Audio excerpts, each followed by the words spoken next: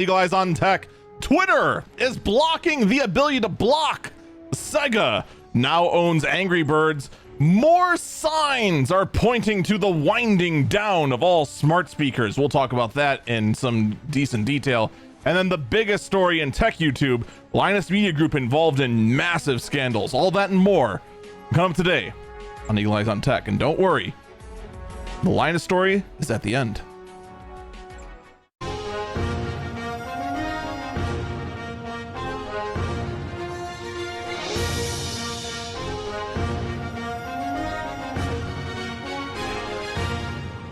Good morning, good afternoon, good evening, or it's truly I'm going to release the Eyes on Tech guy. I'm Eagle Falcon. So nothing happened in tech YouTube, right? Everything is hunky-dory, pretty slow news week. Not a whole lot to talk about, right? Nothing? No, obviously, we will be talking about the Linus Tech Tip stories or Linus Media Group, depending on how you want to address the company. We do actually have some other regular tech news. We're going to save the Linus Tech Tip story for the very tail end of the podcast. The main reason being is that people come here for tech news, and while the Linus Tech Tip story is massive, it is massive, and there's a lot of pieces to it, and it does get into some very sensitive topics for some people. So I want to go ahead and put the news first, then leave the sensitive topics for the tail end. We did something very similar. I want to say we did it for Blizzard, right? We should have done it for Blizzard. Pretty sure we did it for Blizzard. But that's what we're going to be doing. We're going to start things off, however, with New York. New York City has taken a very predictable move, if you've seen the writing on the wall when it comes to what government employees can install on government-owned devices. Yeah, you guessed it. TikTok is now banned for government employees within New York City. Now, this, of course, only applies to city employees. State employees that operate within New York City are not subject to this, not until the state actually puts forward their own ban. Personally, I'm not gonna lie, honestly, TikTok just shouldn't be installed on any business device at all, period. Unless your device is specifically used for creating social media content for the company you work for, TikTok has no business being on there. It really doesn't. Not only is it a security risk, but it's just what's the benefit unless you're actually making content for your company for TikTok? There isn't any. What's New York City gonna do? Put out a public service announcement on TikTok and watch it get shadow banned into oblivion because not as cool as whatever the latest self-destructive fad is on TikTok? What is the latest self-destructive fad on TikTok? There's always one. And you know I'm right. There is always one fad that's going on TikTok that is always self-destructive. I'm not sure what it is right now. Someone in chat says skeleton brunch. I don't know what it is. I don't think I want to know what it is.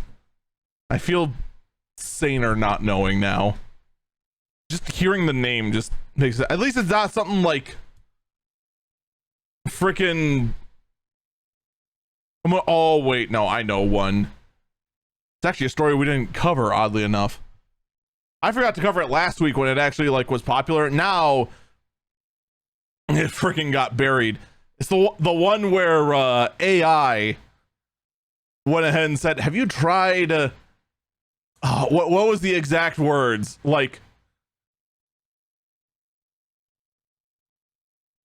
floral water or something like that, and it just listed out the ingredients for making mustard gas.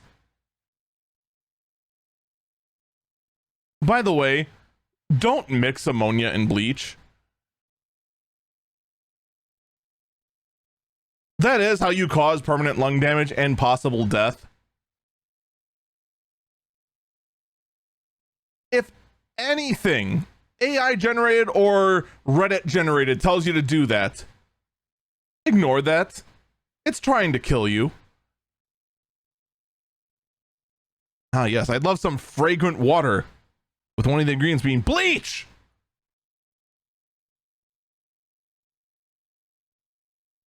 That would have been a slam dunk for a Last Burb article. It just completely slipped my mind. Rip. You get the point, though. A lot of people not going to really care as much. Meanwhile, though, the Internet Archive finds itself in a legal battle with pretty much the entire music industry. Is anyone really surprised by this? The music industry trying to go ahead and go after, you know, something pure and innocent like the frickin' Internet Archive? I'm not surprised, but that's exactly what we're dealing with. Sony and Universal, as well as other big music labels, are filing suit against the Internet Archive in regards to stopping the Great 78 project, which is an effort to record and preserve the recordings of 78 RPM records, which is a format that was discontinued back in 1959.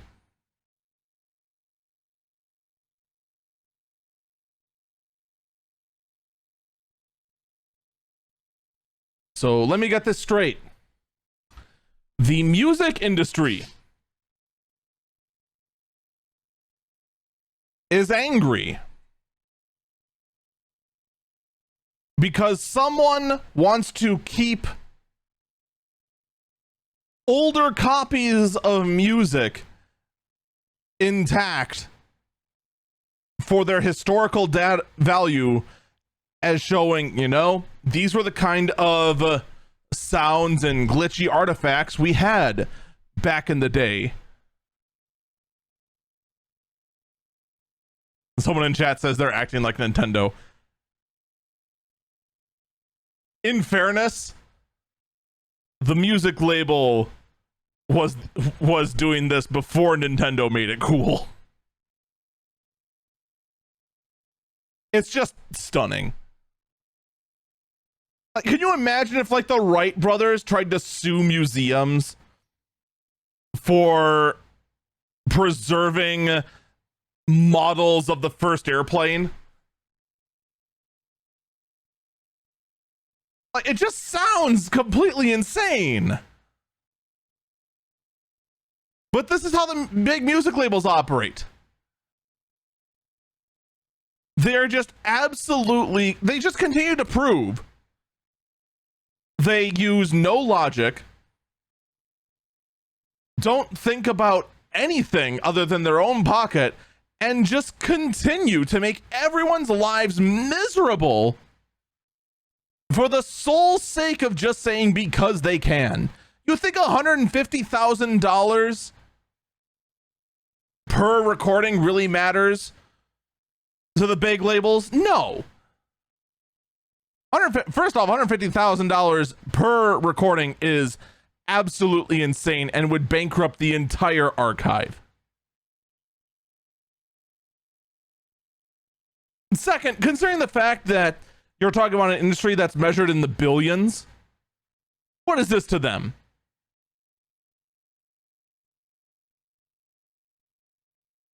It's nothing. I mean, it's not nothing. It's like finding a 5 in your couch. That's all this is worth to them. And it's absolutely crazy that they insist on going down this kind of path rather than, oh, I don't know,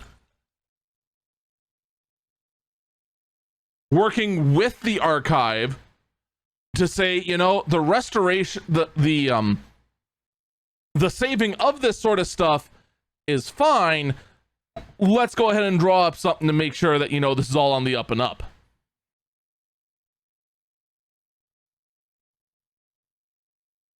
Nope, we're going to take it to court.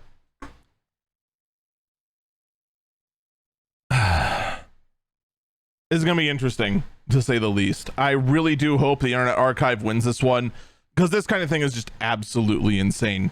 Speaking of other lawsuits, this one I actually support the suers this time, and I got a feeling you will too, as buyers of the Bored Ape NFT sue after digital apes turn out to be a bad investment.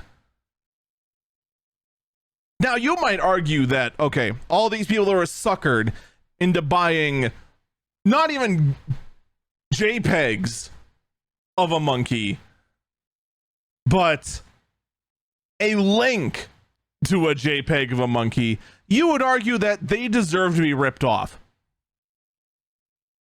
And I would agree, they do. But here's the thing. 100% the people behind Bored Ape Yacht Club for trying to perpetuate this myth and start this whole scam grift and of NFTs and whatnot, and the fact that pretty much anything that could have actually come that would have been good out of NFTs immediately killed because of the Bored Ape Yacht Club pretty much single-handedly pushing the narrative that you will own this thing despite the fact we actually have no legal anything showing that you actually own any of it. It's just a freaking receipt on a blockchain that has no legal enforcement whatsoever, despite the fact that people have said, oh, Eagle, you don't understand. It 100% has legal backing. You are just a silly Billy. I'm telling you, man, Eagle, it came with many a thing to show that, in fact, you legally owned that JPEG that was somewhere else. No, you didn't, because no one signed up for anything.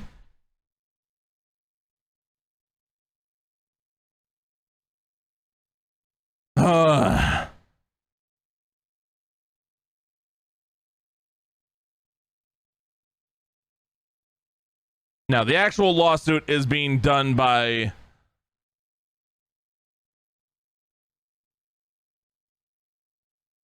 who is the actual one being sued? Or who is the one doing the suing? I'm not sure if it's a class action or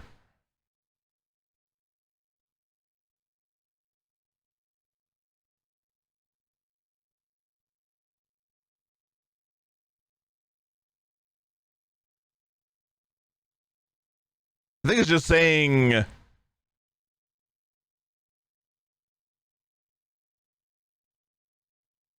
I think it actually might just be a class action lawsuit of just general investors. The whole thing now the whole lawsuit is being done on the grounds of the Sotheby's auction house. They're actually being named as the defendant in all of this.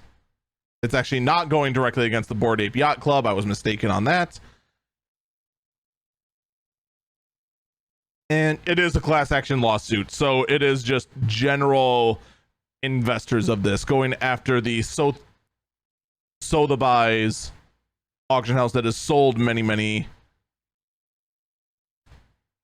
Bored Apes, all trying to go ahead and create the deception that these were worth anything, which now in fact are not.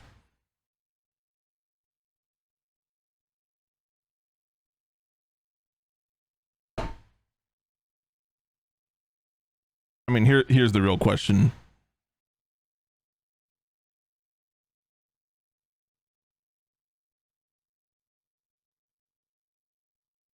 Are you surprised this is happening? Or are you surprised this didn't happen sooner? Because I'll tell you what I'm surprised by. I'm surprised this didn't happen, I don't know, last year. Apparently there was a class action lawsuit before. It just didn't really go anywhere.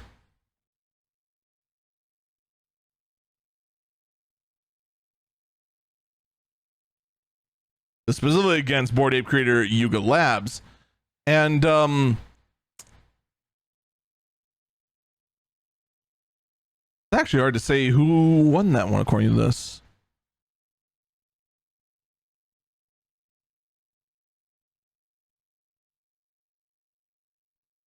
Someone in chat says that they doubt this will go anywhere. It may not. In either case, I, for one, will cheer any kind of pressure being brought to pretty much any of these NFT grifting sort of things, because these whole things have just been absolutely insane. And it's been absolutely insane that so many of them have just casually just basically scammed and got away with it. To me, it's just crazy that this sort of thing happened, but you know, what do I know? I'll tell you what also is crazy. X, aka the social media platform formerly known as Twitter, will now make a massive change to the platform in the fact that you can no longer block other users outside of your DMs.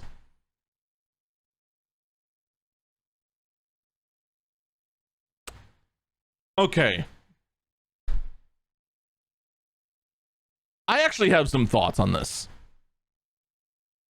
because this has been something that has confused me a little bit since I started using Twitter, since long before Elon was ever in the picture of Twitter.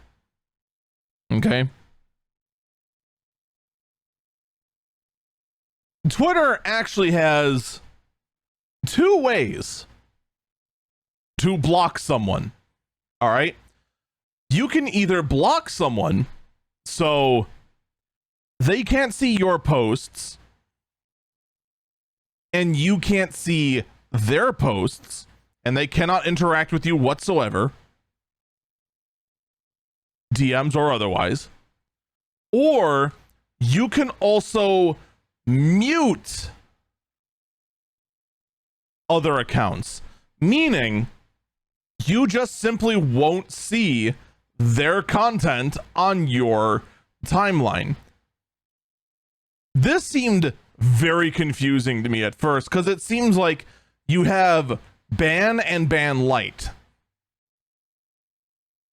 Now, trying to go ahead and use these like I just described, one of which is your timeline management, and the other is actually going ahead and cutting ties with bad actors on Twitter, it makes a whole lot of sense.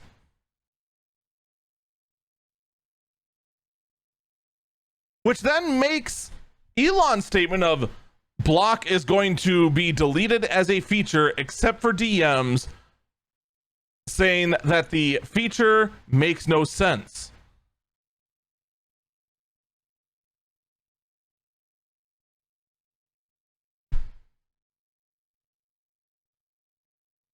How does it make no sense? What, after I have just described it in the way I just did, does it not make perfect sense?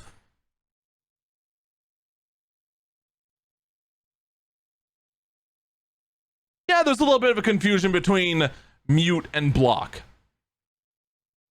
but you clear the air, and that's actually two very different tools that can have a similar effect.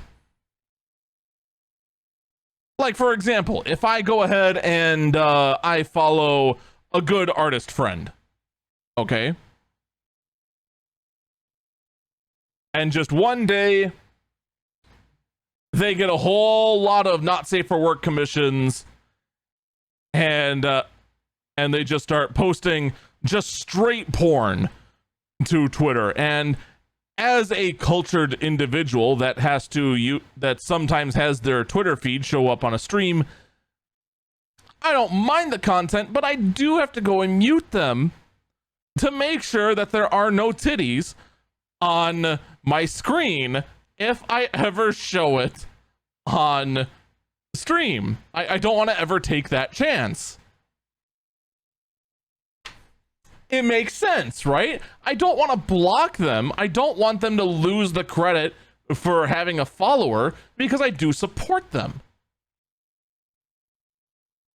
That's a situation where mute makes sense. Block would be, say, a great example, actually, and possibly one of the culprits for how I got my copyright claim on Twitter, would be, say, a scam artist that tries to go around and say that they, in fact, do. You've seen these. If you're in the Twitch space, you've seen them. You've seen these clowns. The ones that go ahead and say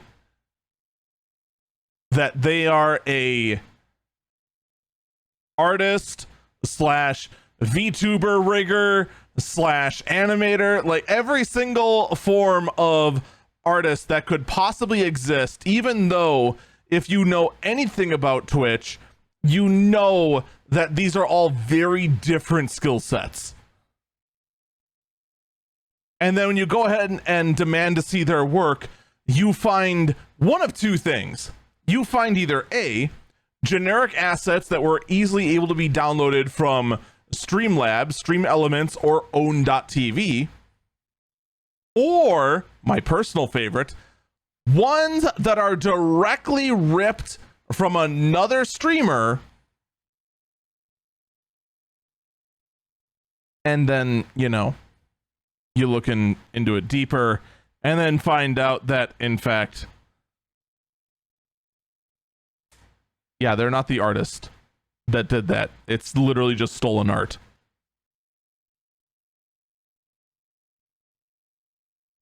Those are the kind of people you call out and then block. Although my personal favorite was still the so-called artist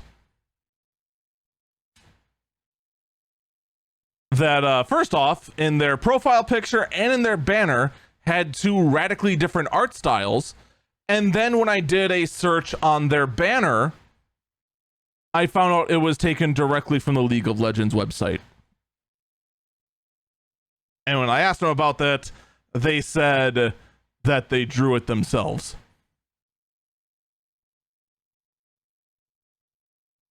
And then got really angry when I showed them the screenshot of where it actually came from. Yeah, reverse image search is not hard, as it turns out. It is a very useful tool.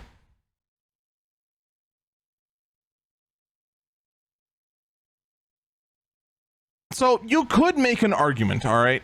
Let's get back on topic, though. You could make an argument that mute is good enough. I would in fact strongly argue that, in fact, mute is not good enough. Because, yeah, if you mute them, you'll no longer see them bickering and being stupid. However, they will still be able to see you. They can still go ahead and stalk the information you put out. Granted, they could do that by just making another account anyway, but it's still something that if you're trying to go ahead and cut toxic people out of your social media experience, mute is not sufficient. This decision is absolutely, incredibly, mind-blowingly stupid and completely illogical. And a lot of people are saying he's just doing this so that most likely no one can block him.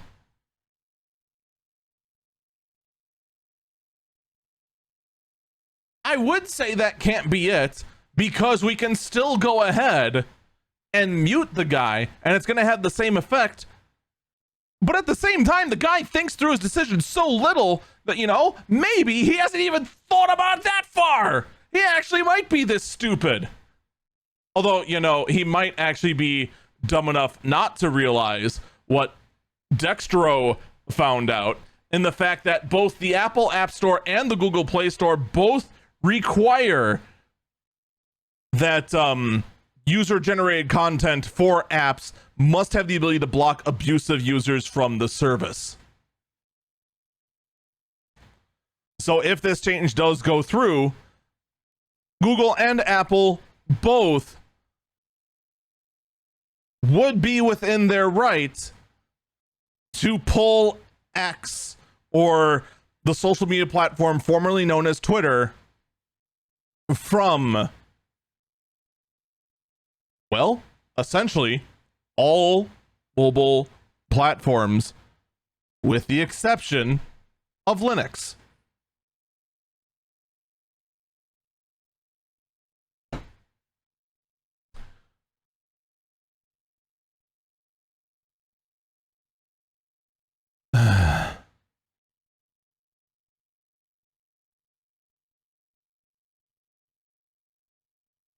Do you think he backs down on this when someone tells him about this?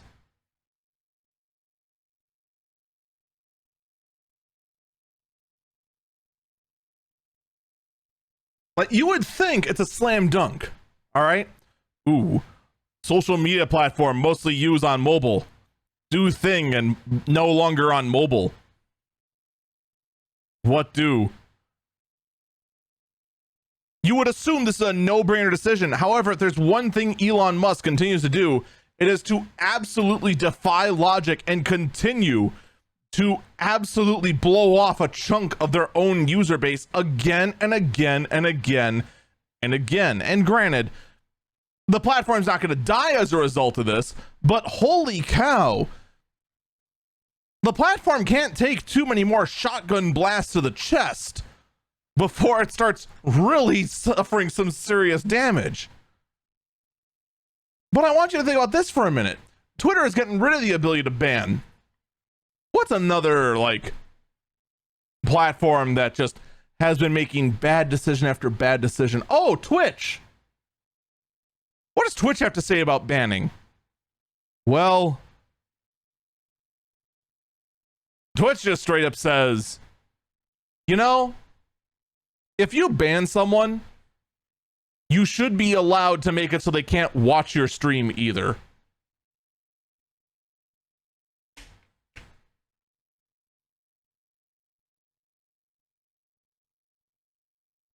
Where was this? Where was this? Like, ever? Where was this 8 years ago?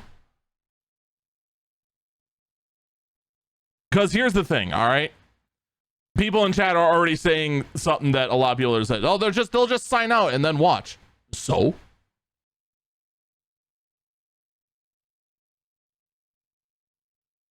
I don't care. Because you know what this does? First off, it deters any kind of...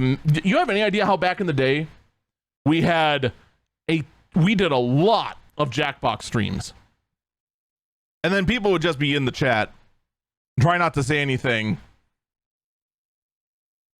and then just enter in and just do a whole bunch of, like, really racist things within the game. Okay? Do you know how much I would love back then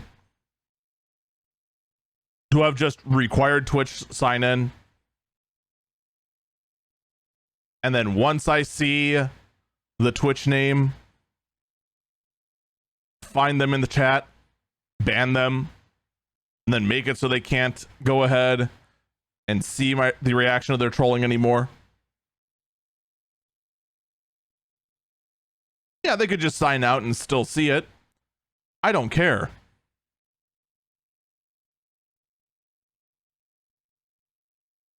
Someone in chat said, what about bit donations? Or do bans and timeouts stop these? if you ban someone, they cannot cheer and they cannot sub. Timeouts do not stop bits. Bans do. The important thing about the immediate stopping of watching the stream, just seeing your chat bar kind of gray out when you get banned, that doesn't have much of an impact.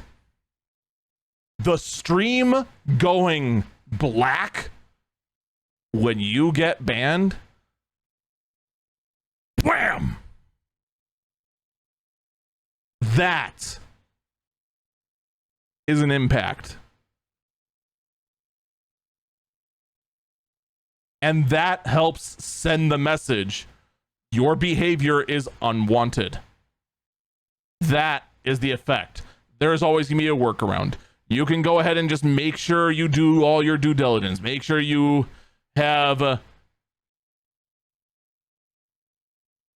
verified emails required. You can go ahead and put like a follower only mode and that sort of thing. Put a delay on that sort of thing.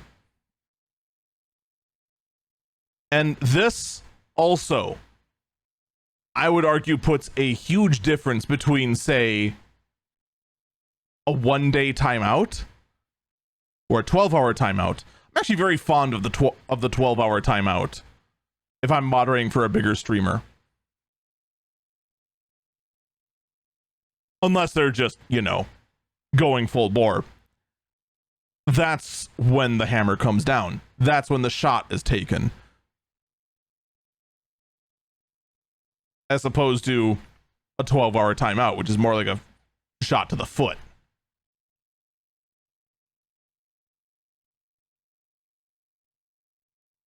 One can argue that this won't do anything. It's not the end-all be-all.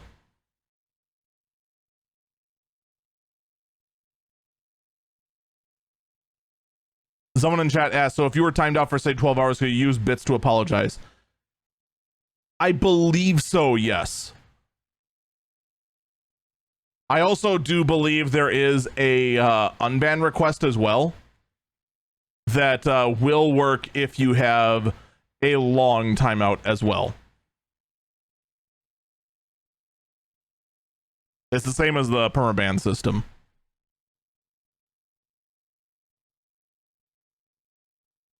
The other thing also in my channel, I don't ban often. I think okay, no. I have banned recently. It was a bot. That also being said, I just realized I forgot to include this in my thing. There has actually been a lot of people recently that have fallen for a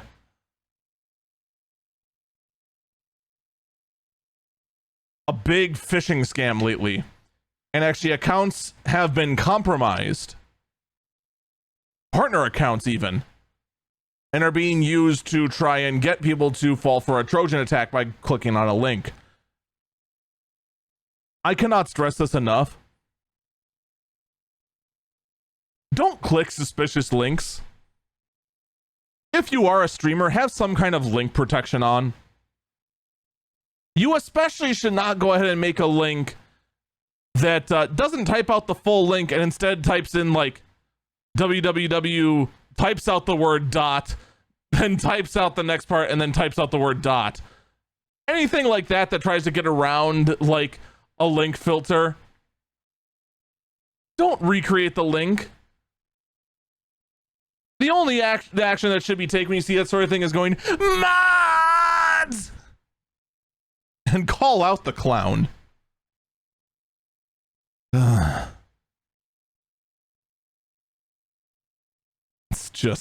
is just interesting, the dynamics of both. We're gonna take a quick break here. When we come back, I want to talk about Sega buying Angry Birds and what it means for the industry. This is gonna be an interesting one.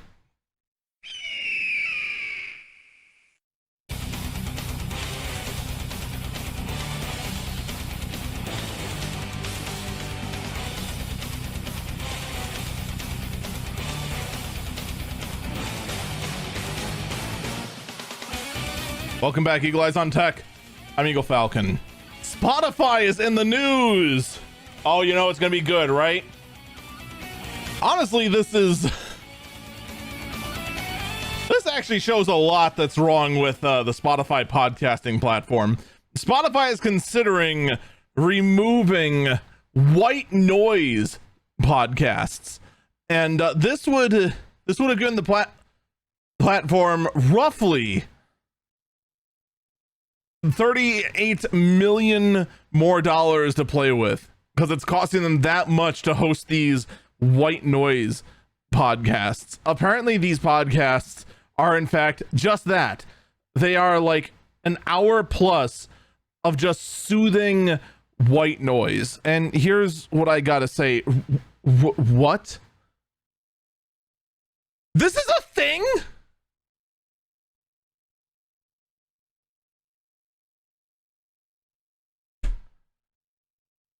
I spend literal hours. I actually spent, God, how many hours on this podcast alone? 7, 8, 9? Somewhere around there? Granted, I spent this podcast ended up taking a lot of time just because I want to be thorough on a topic we'll get to later. And people have just been going into a frickin' mic and just going,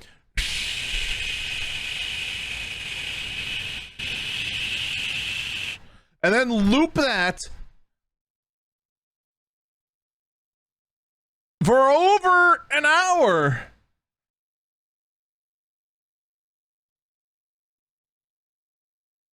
And calling it a podcast.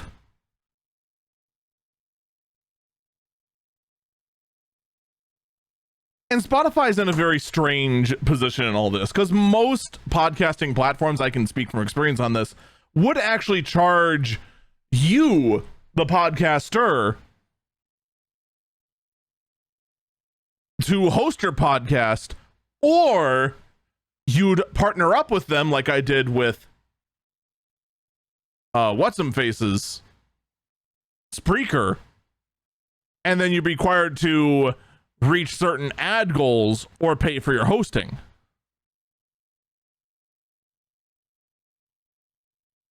So, you know, as long as your podcast was popular, you wouldn't be charged anything. But if you weren't, and you were just, you know, a burden to the platform, you would be paying something. And then, honestly, that is kind of fair, because I'm putting in like gigabytes upon gigabytes upon gigabytes upon gigabytes of sound onto their systems, and they're making, you know, if you don't have the listener base, they're losing money on that.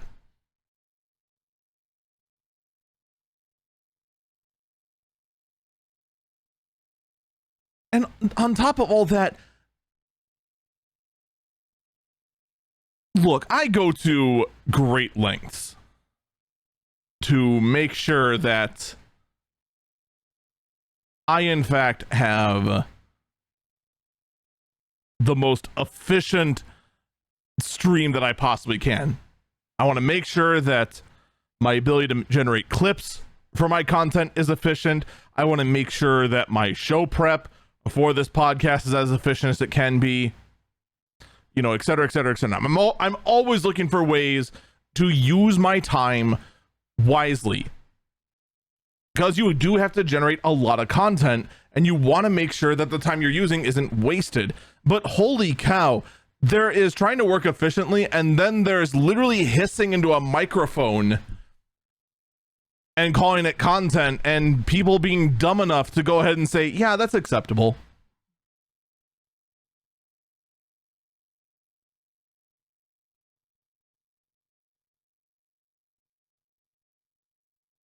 The funny thing is that even to this day, when I tell someone what I do for a hobby, and it's like, oh yeah, I play video games and talk into a microphone and talk about various oddball things going on in the world, and it's like that, and they pay you for that? It's like, yeah. And they're like, oh, that's weird. Oh, no, that's not weird. Make it a white noise podcast. That is weird. Frickin' sleeping on camera and earning a living. That is weird. There's a lot of things in the streamer space that's way weirder than just streaming in general. Like, just holy cow. I as much as I am very pro keeping content intact and wanting to go ahead and preserve the history of the internet, holy cow, deleting what is essentially terabytes of useless noise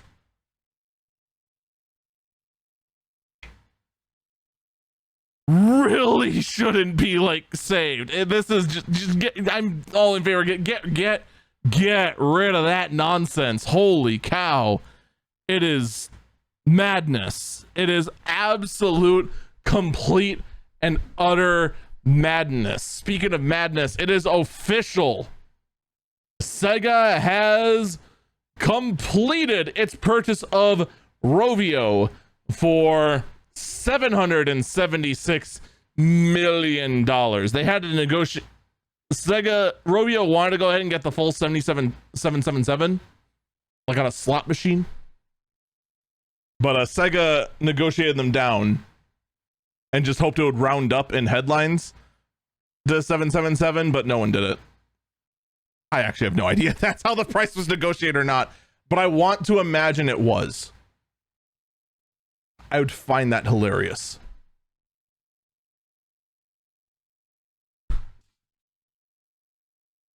Here's the thing I gotta ask though, why? Like, granted, I have been intentionally trying to keep my head out of the mobile gaming space for a long time, just because mobile gaming in general is just one giant minefield of not caring about anything other than how much money we can suck out of your wallet and convince you that it's for the best. Probably one of the most successful things right now is mildly animated GIFs of waifus that you will go ahead and buy loot boxes for in hopes that you get a very specific animated GIF of a waifu. For those of you who don't know what a waifu is, don't worry about it. You are a better person for not knowing. And I'm going to let you stay a better person for not knowing. For all of you who do know, yeah.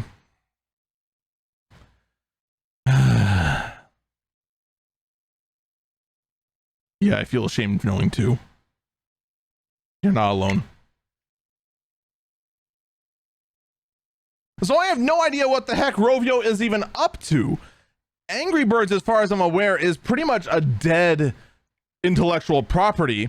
I believe they tried to go ahead and re-release Angry Birds 2 and make it free to play, but then make it a ad-riddled hell in an attempt to get you to buy more polls or something along that line. It's very accustomed to what happened to Plants vs. Zombies 2.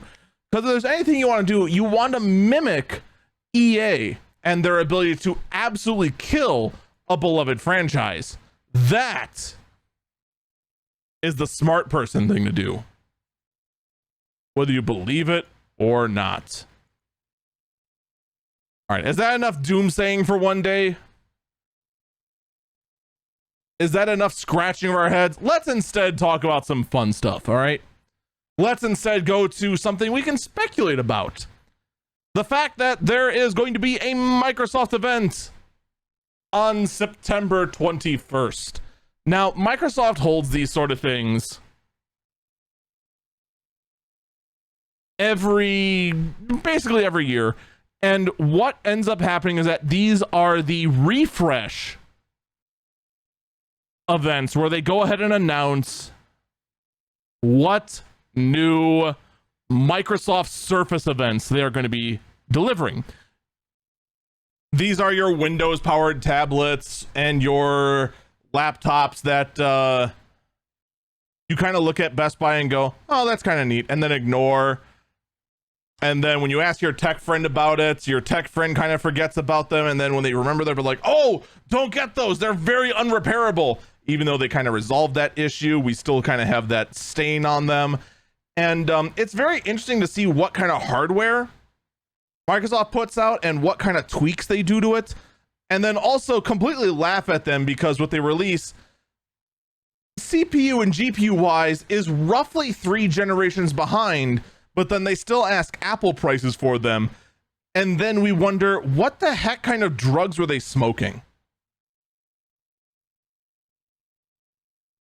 Have I not summed up every single Microsoft special event for the last 3 years? Like, as much as I want to hope, and I do hope, that we have a trend breaker this time around, that maybe we start seeing, you know, current Intel stuff being pushed out, or maybe even some AMD powered laptops that are actually treated with respect, unlike last time around, when in fact the AMD units were pushed out as kind of the lower end, and then the Intel one was just like, oh yeah, these are the ones you want, these are the ones you want, even though the AMD product was actually superior to what Intel had if they went ahead and actually used the correct AMD units. It was a huge letdown the last time they went ahead and used AMD. For those who don't know what I'm talking about, it's a bit better nowadays, but when it comes to kind of mid-range laptops, the CPU you really want actually is a relatively current AMD Ryzen CPU. The reason being is that the integrated GPU is going to be better than whatever Intel puts in. In addition, AMD's power management has been superior to Intel's, despite the fact that Intel actually does now use a big little architecture.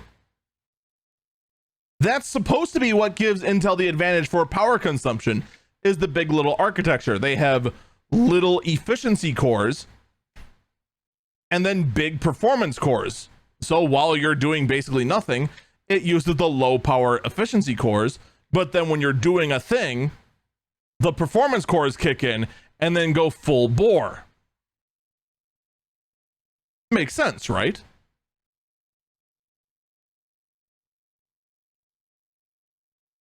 This is the part where you say, Eagle, that makes total sense and you're kind of handsome too.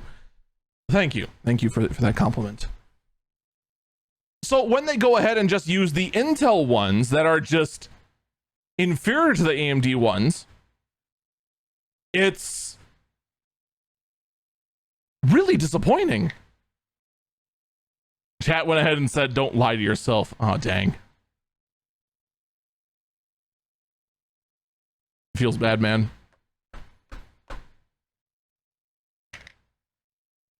Nowadays, though,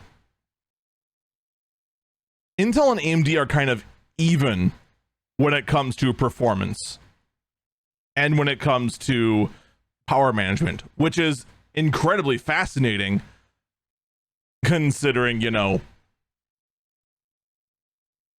Intel has big little and AMD does not. So I, for one, am very curious to see, is Microsoft going to take advantage of this? I'm willing to bet they don't. But I do want to see how they utilize current hardware, especially after the last time they tried releasing a phone and that just kind of fell to the wayside. Yeah, they also tried to launch Windows X. Remember that? I think that was 2 years ago. And then no one cared. It's supposed to be like, this will launch tons of dual screen devices.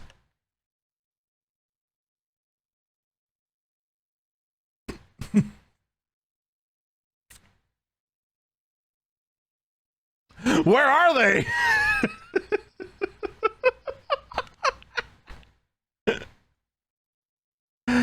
Oh man, that was good stuff.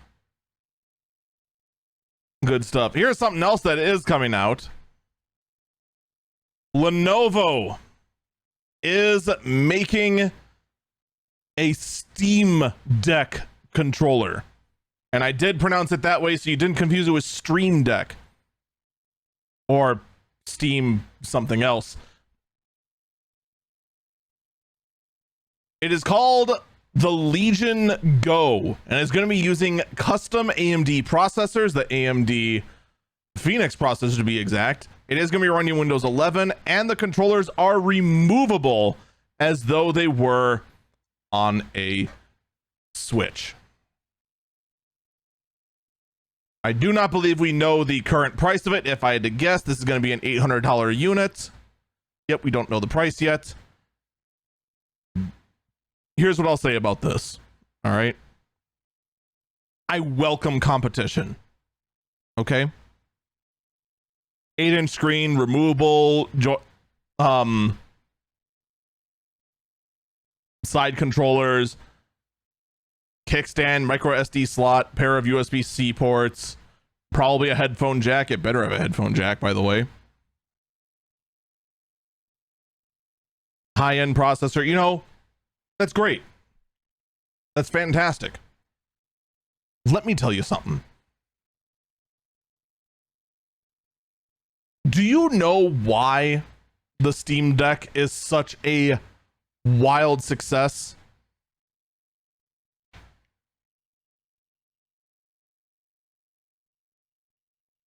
Anyone? Anyone? Stop yelling at your phone. I can't hear you. The real answer is, it's very simple. It's not the fact that it is very powerful. It is the fact that it's powerful enough.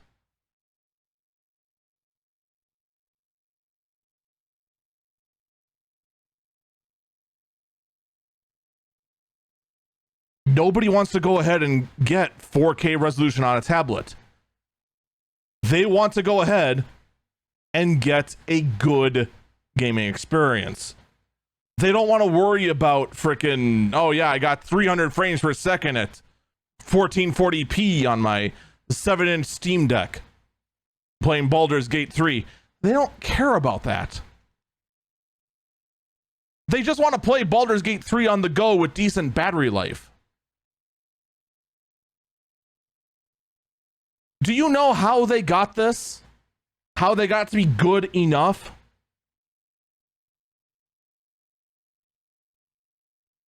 It is because it is a special blend of everything. Stop trying to yell at your phone. I still can't hear you. It is the fact that they have a special blend of everything. It is the fact that it is a pretty good processor. It's not some 45-watt monster. It is the fact that it is between 5 and 15 watts. It sips power, but it's good enough to play the game at 720p. It's a good enough experience. And because of those sacrifices, it gets the good battery life. And far, far, far more importantly, and this is what I'm going to get to, it doesn't run Windows. Let me tell you something. Any PC gamer will tell you. Comparing a Windows gaming PC to a gaming console is stupid. Because in order to get the performance for a game like, say, Final Fantasy VII Remake on your PC compared to the PS4 to get the same level of quality, you need, no joke, 4 to 8 times the hardware of what's in the PS4. Windows is not an efficient operating system.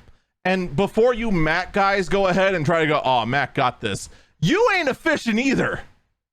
You are so inefficient, you can't even play games. Yeah, freaking apple juice drinking weirdos. You ain't got nothing to brag about.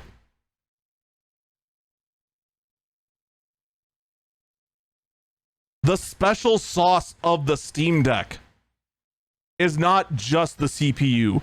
It's not just the perfect blend of being good enough. It is the fact that it is all, well, actually it is the perfect blend that it's good enough. It is the fact that it also has an operating system that is efficient, that uses what it has available to it to the best of its ability. Because if you have that same Steam Deck hardware running Windows 10 or Windows 11, I guarantee you your frames tank.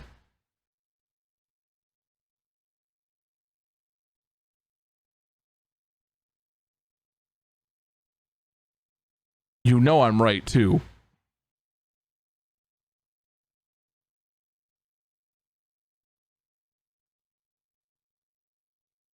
So these manufacturers like Lenovo going ahead and making a very specific device specifically to compete against the Steam Deck is silly. Like someone in the chat said, consoles are built to be optimized for one task, while PCs are versatile. How much Windows 7 work or how much Windows 11 work are you going to do with two joysticks and an ABXY pad?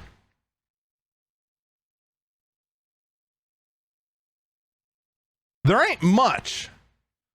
Not unless there is an attachment on the bottom of this thing to turn this into a small little netbook, which, by the way, Lenovo, you 100% should do. I'm not going to lie.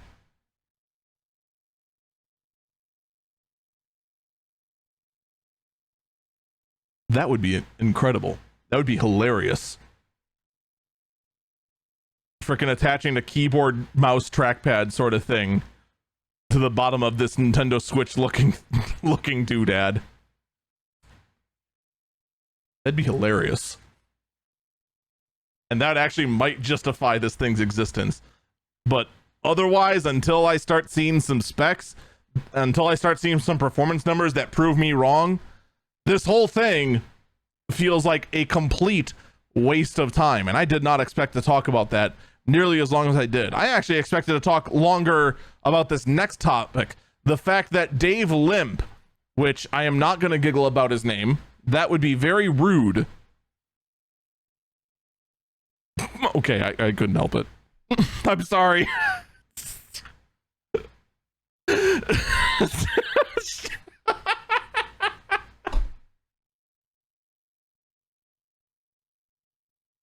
is what I get. I said I'm not going to laugh about it, and then I thought about why I wouldn't laugh about it, and then I laughed about it.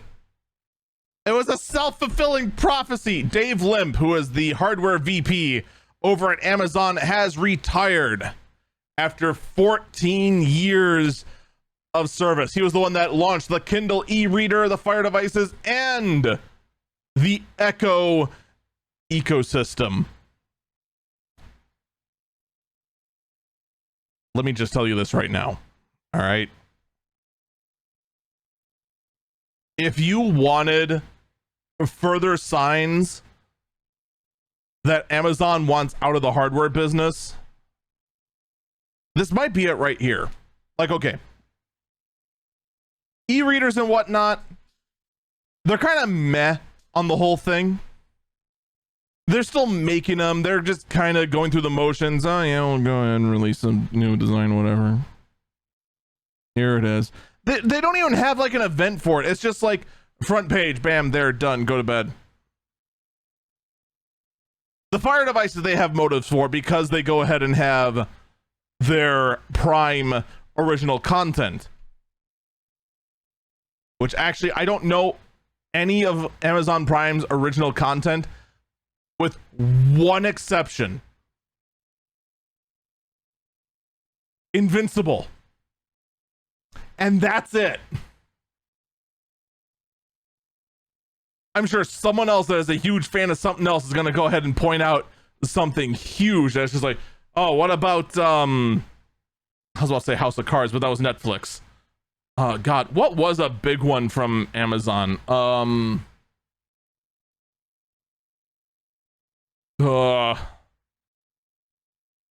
Ooh.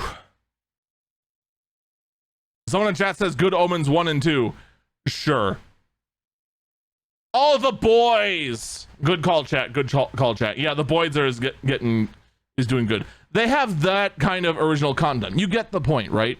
So going ahead and continue to make fire devices makes sense. They want to go ahead and make sure that that is, you know, prevalent. They're still going to keep making fire devices. You know what's very quickly vanishing, and owners of this platform are suffering like nobody's business right now? It's the Echo. The Echo is suffering massively. And yes, I am staring at my idiot puck, seeing if it does activate anytime I see the word Echo. So far, it has not.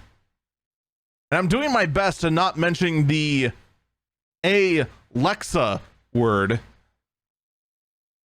because everyone keeps complaining that I say things like, Alexa, remind me next week Sunday to listen to Eagle Eyes on Tech at 4 p.m., which seems to be about when I do this podcast nowadays.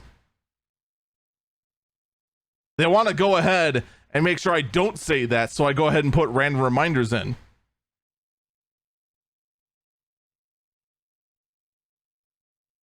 I'm waiting for chat to go ahead and say I triggered theirs to do exactly that. Probably none. We have been seeing things get glitchier, and glitchier, and other applications on it becoming more and more forceful in trying to force purchases for itself, which was against their terms and services before, as well as accuracy and support going way down.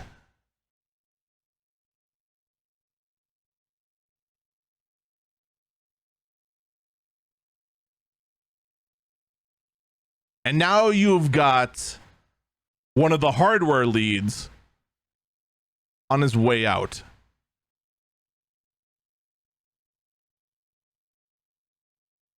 Now, there could very well be something going on at home. Maybe he actually does. It is his time to retire. Maybe this isn't a sign on it.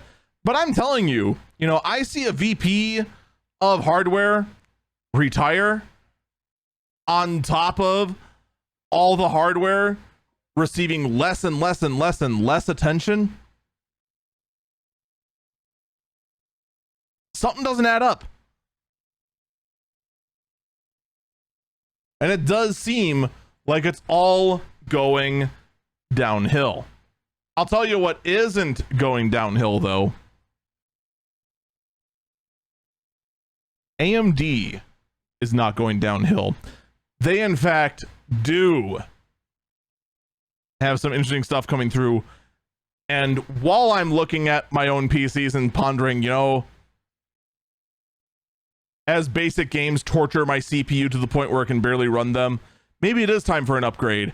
AMD taunts me with leaked benchmarks for the Threadripper Pro 7995WX, which is a 96 core CPU that can turbo up to 5.1 gigahertz. I don't need it. I don't need it. I'm just gonna keep telling myself I don't need a 96 core CPU. Holy cow, I want one though. Come on, I'm not the only one, right? I'm not the only one that looks at this and go, cores, give me cores. And keep in mind, that's the physical cores. There is still going to be 192 threads on this thing.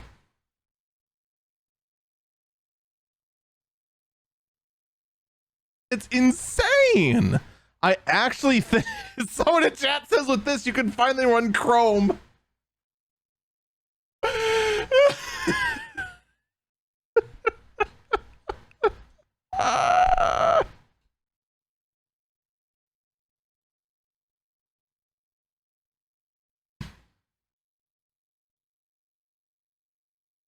Oh man.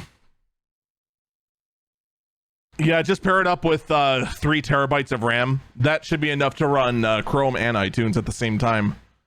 Holy cow. And here's the best part.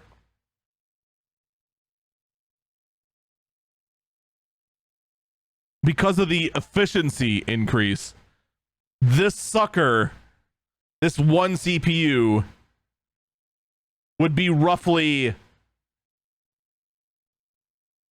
20% faster per core compared to the last generation Threadripper 5995WX.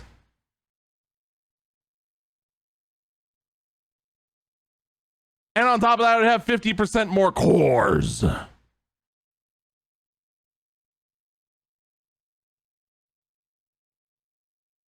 The unfortunate thing, however, is the fact this CPU is going to most likely cost, you know, $6,000, which is well out of the price range for most people for an entire PC, let alone just the CPU.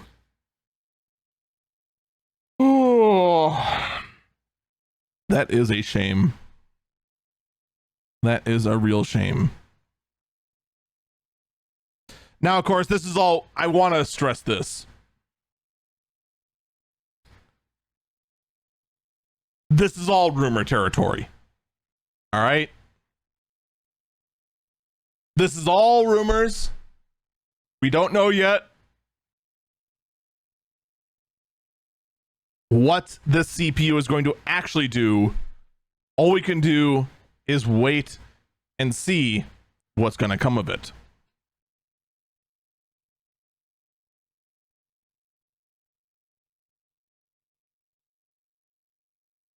Meanwhile, however, Amazon, in my ability to missort everything, does have some new hardware on its way. It is called Amazon One, a payment processing system that will go ahead and let you pay with just the palm of your hand.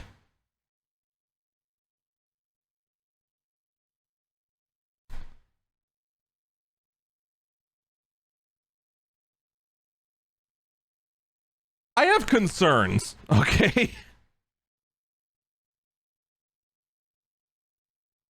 You know that whole one Earth currency crypto thing that tried launching and there was a whole bunch of red flags? Yeah, the red flags still exist even when it's Amazon.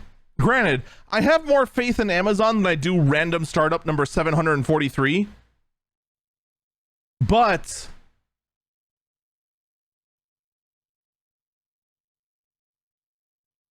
there are some massive concerns regarding this whole thing. Especially since, you know, every single one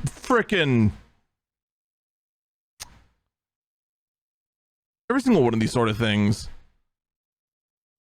one thing ends up happening. It is only as strong as the weakest link. Every single major company, no matter how much they try to make their security robust, everything leaks. Everything gets hacked. And in the case of Amazon, it feels safe to say that you're going to get hacked and you're going to lose all and all of your data is going to be compromised at some point, and you're not going to find out about it until 6 months after it happened. I'd say that's pretty much guaranteed, right?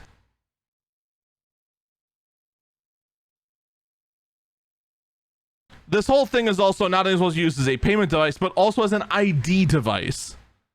We'll see if it actually catches on, but I don't know.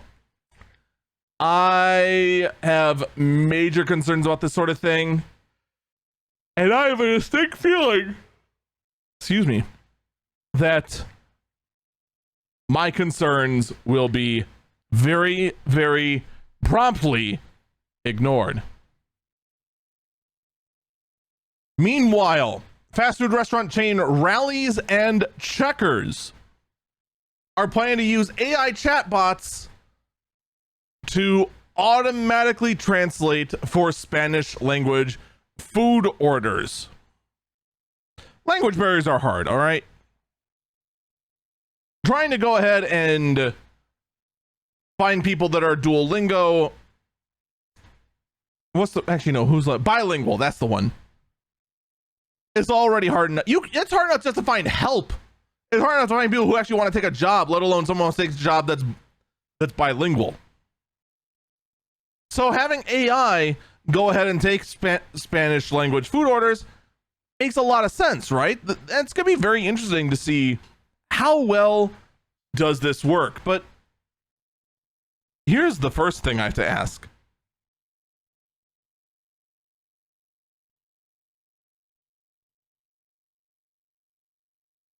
Who goes to a Checkers?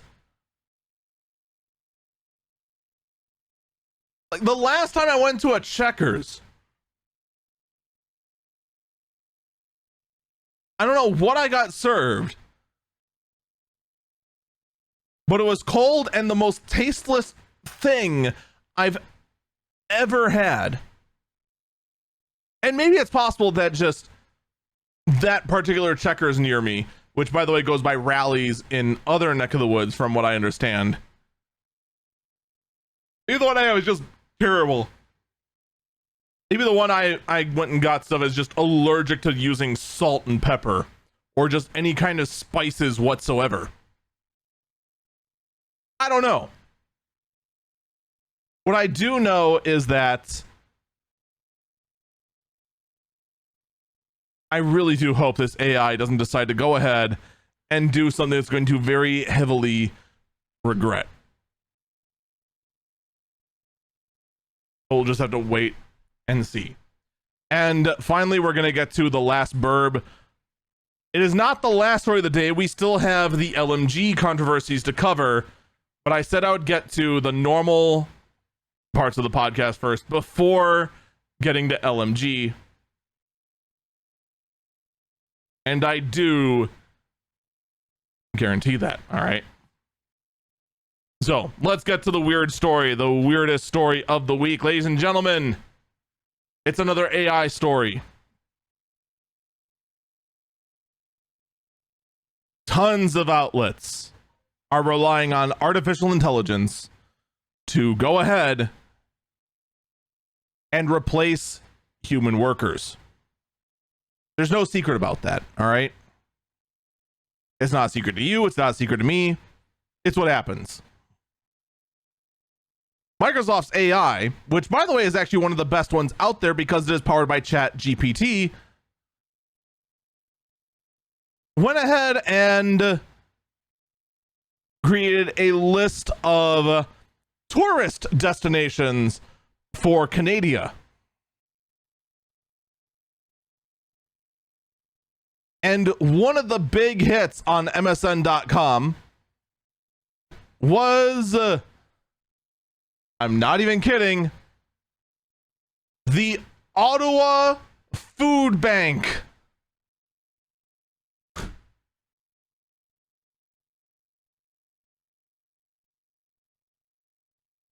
Ah, yes.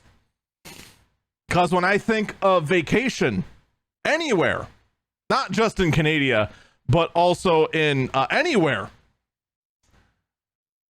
I think of food banks. For those of you who don't know, a food bank basically is somewhere to go if you were less fortunate to be able to get food if you are in need or unable to feed yourself. So if you are in the category of, say, like the homeless or just in general in poverty or anything in that sort of territory, and you need to go ahead and get food, food banks, both in Canada and in the United States, are there to go ahead and provide for those who are in need. Now, granted, I'm also just assuming that food banks work the same in Canada as they do here in the US. Everyone I have talked to so far in Canada has pretty much confirmed that, yeah, it's pretty much exactly the same. I don't know about across the pond. I don't know if there's just like a different term for it across the pond. I haven't had the chance to ask anyone. That's why I bring up that caveat, just in case. But you know, when such wonderful lines as headed to Ottawa, here's what you shouldn't miss. You should make sure you don't miss the world's largest naturally frozen ice rink or the Ottawa Food Bank that you should consider going into on an empty stomach.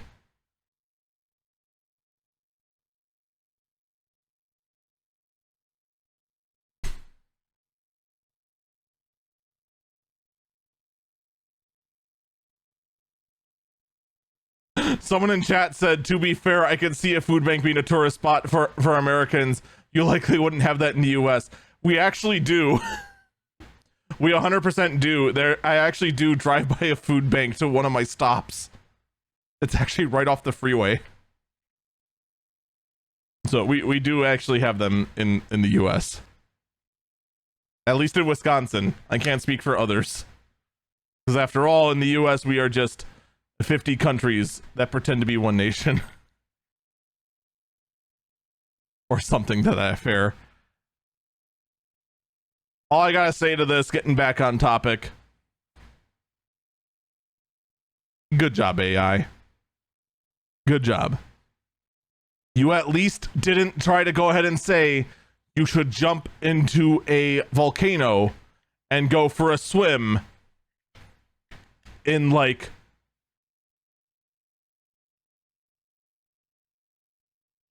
oh god, I am like blanking on like the name of any volcano that isn't Mount Fuji.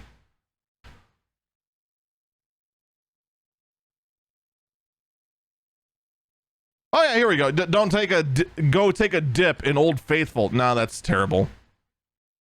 The moment's gone. The moment's gone. Now, for those of you who are just here for the tech news, I'll give you the usual. Thank you so much for listening. Be sure to follow everything I do over at twitch.tv/EagleFalcon, youtube.com/EagleFalcon, all that kind of jazz. Twitter, all that social media. Up next is the Linus Media Group drama. I will warn you ahead of time. It is a topic that does get into some uncomfortable areas, including workplace and sexual harassment. So that's why we put it at the end. That's why we give you the warning. And for those who bail, we hope to hear and see from you next time. In the meantime, the rest of us, we got a lot to talk about. We will be back.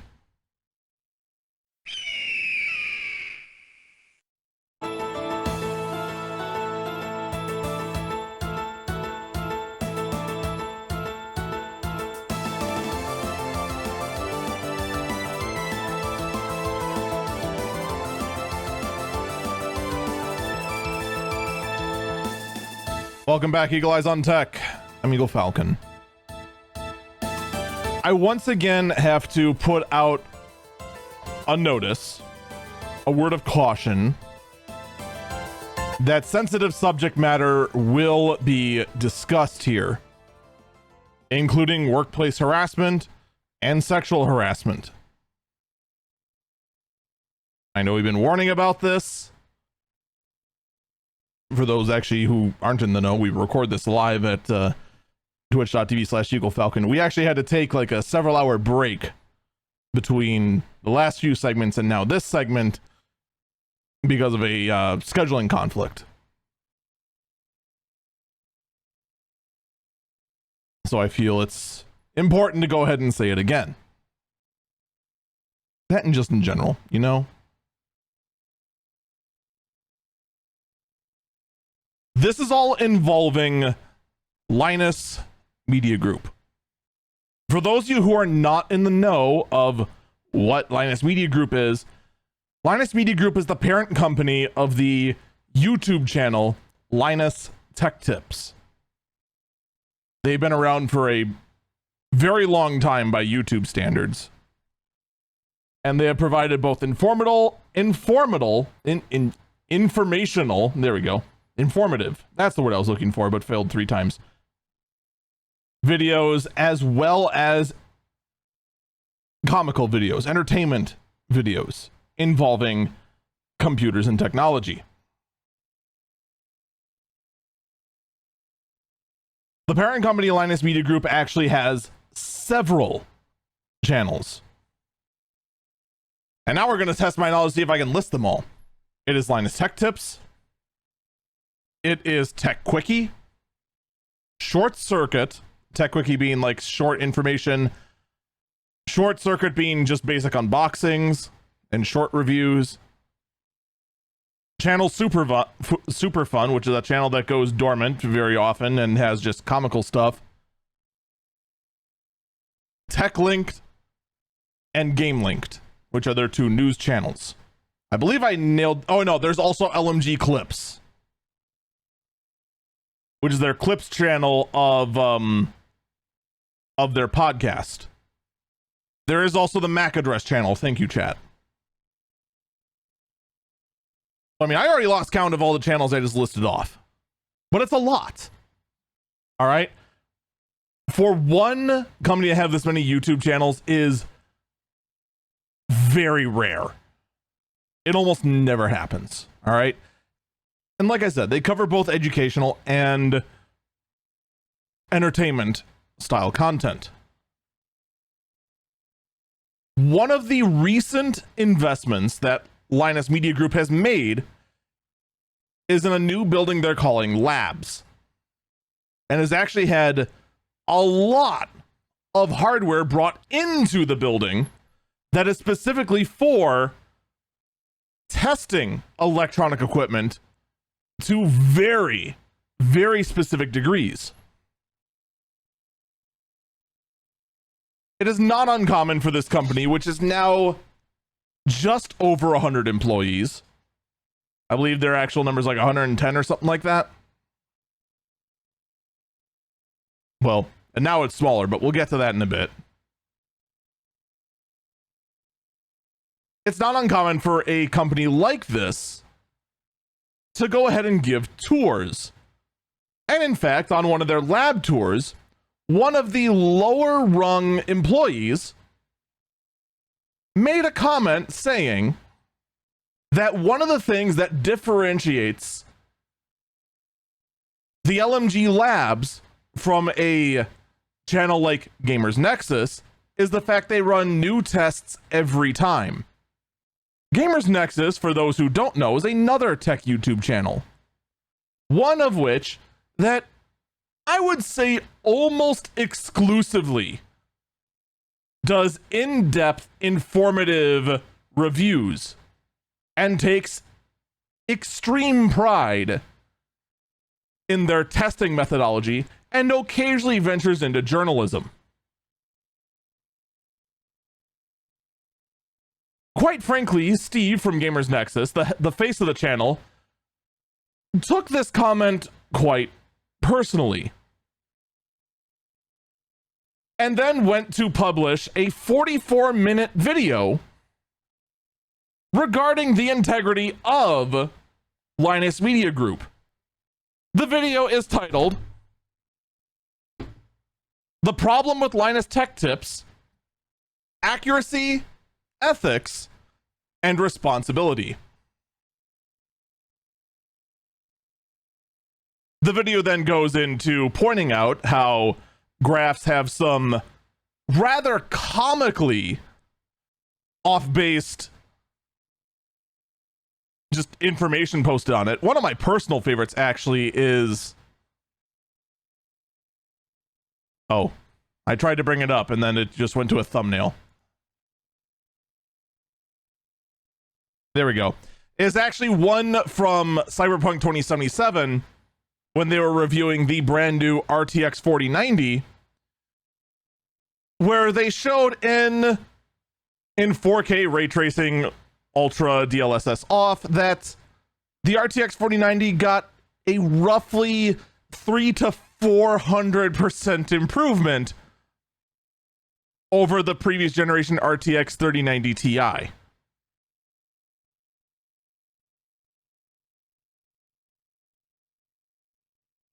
Now,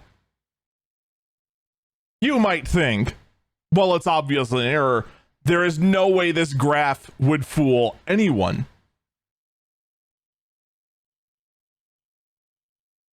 Not to belittle myself or anything, but literally the first thing that came to my mind when I saw this graph was, whoa. That is one hell of an optimization done for a game that is normally notorious for running heavily unoptimized. They must have just gotten really good results. The thing is that I would then find out not too long later that in fact, no, there's no way that graph is right, because literally every other YouTube channel I go to get information regarding a card before I give my opinion on this podcast had it more in line with a 10 to 15% upgrade versus previous generation same tier cards in this exact game.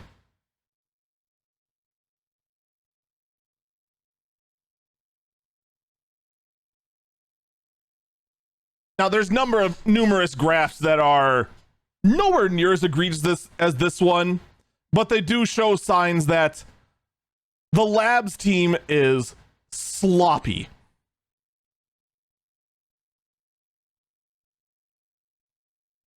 The biggest controversy, however, that was brought up by Gamers Nexus video involved a company called Billet Labs. This video I'm actually kind of familiar with. What Billet Labs had was they had a custom built all copper water block that was dual sided. The gimmick of this water block was the fact you could have your GPU and your CPU mounted to the water block. A concept that for gaming PCs, in all honesty, even in my opinion, is really stupid. Let's be perfectly honest. If you're building a gaming PC, you'd have to get some serious benefit out of mounting your GPU directly to the same water block as the CPU and block off your RAM access. It's a very bad idea. However, from an industrial standpoint, this water block actually had some very fascinating potential. Here's the problem, though. Linus pretty much came to the same drawn conclusion that I did. This concept, from a gaming standpoint, is incredibly stupid. And then let this foregone conclusion cloud his judgment when it came to testing. Billet Labs sent both the dual-sided water block and a 3090 that was to be tested with the water block. When the writers came and they were doing the video, for whatever reason, they did not have the 3090, tried to mount a 4090, which, by the way, is not in the same shape as the 3090, so it's not going to mount correctly, and lo and behold, the temps were terrible. Who would have thought?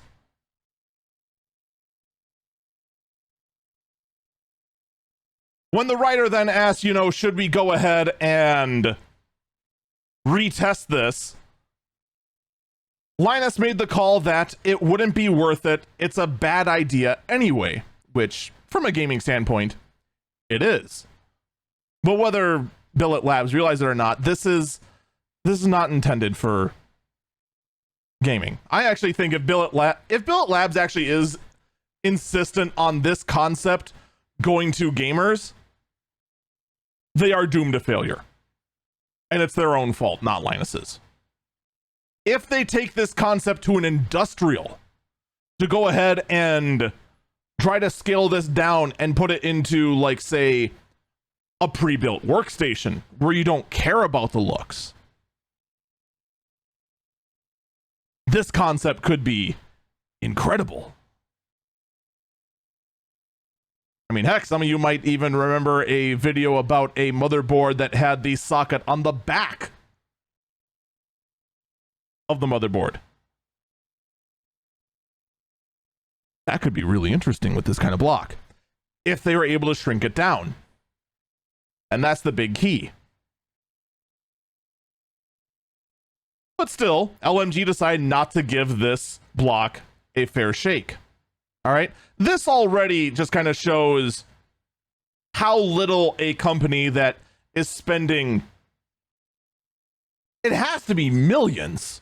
I have no idea how many millions, but it has to be in the 7 digits on this state-of-the-art lab that's meant for testing.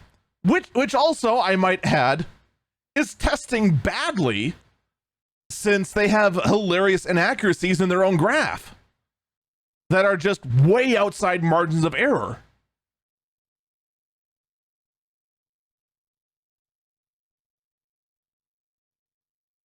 Oh, but Eagle, you don't understand. It's all new people in there. Okay, yeah, I get that. The 30-man team in charge of the labs are, for the most part, new to all this equipment. They're still learning. I get that. That's great. Guess what? Maybe, just maybe, you should spend less time trying to have the labs spew out numbers ASA GDP and more time on making sure they have the testing methodology down to a T so that they can go in and say, we're here to test and we can test extremely well. Because right now, especially after this, I'm not going to call it a journalistic piece, this video from Gamers Nexus, they look like clowns.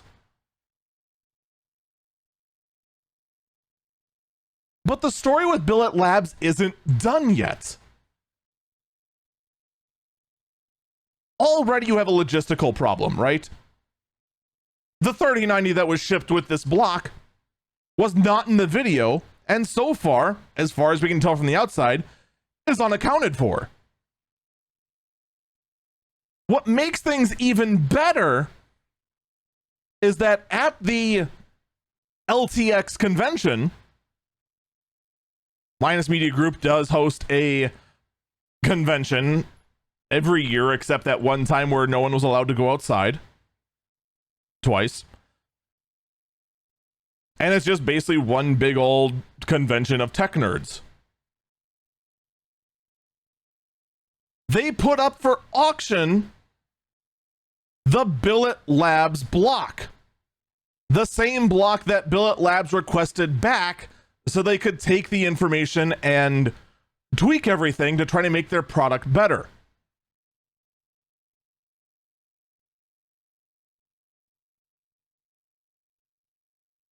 So it was sold at auction for charity.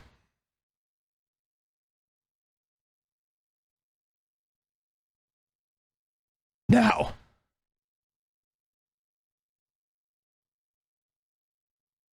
the only explanation for this is a mixture of both incompetence and a communication breakdown.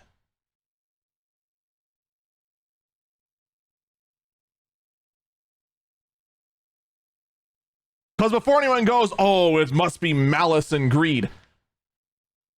Why would it be greed to auction something off for charity? What, for a tax write-off for a multi-million dollar YouTube empire of a few thousand? No, it's not malice, it's stupidity. There's no other conclusion you can really draw on this. It was an absolute failure in all this.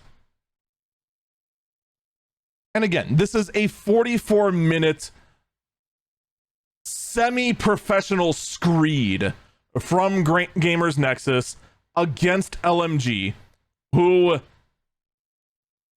historically Gamers Nexus has had a very friendly relationship with Linus Media Group.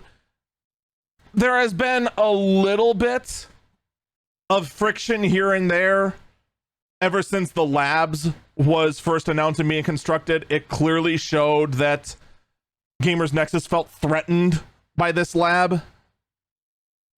But other than that, they've been friendly towards each other.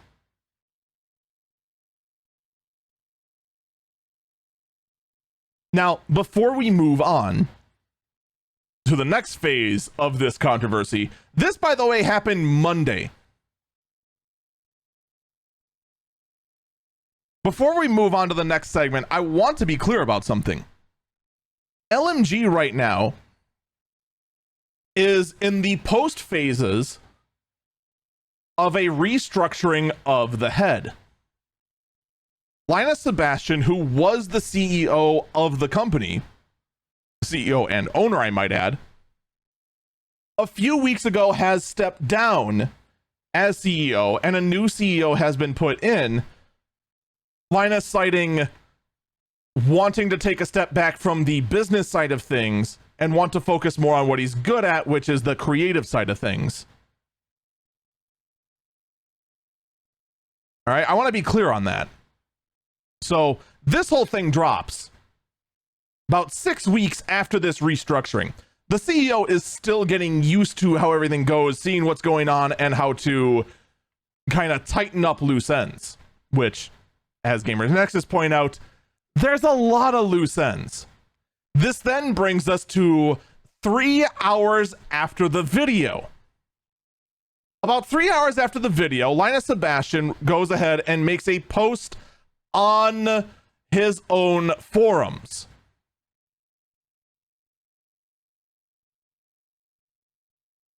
I want to make sure I actually have the full post here. I do not want to miss out anything. All right.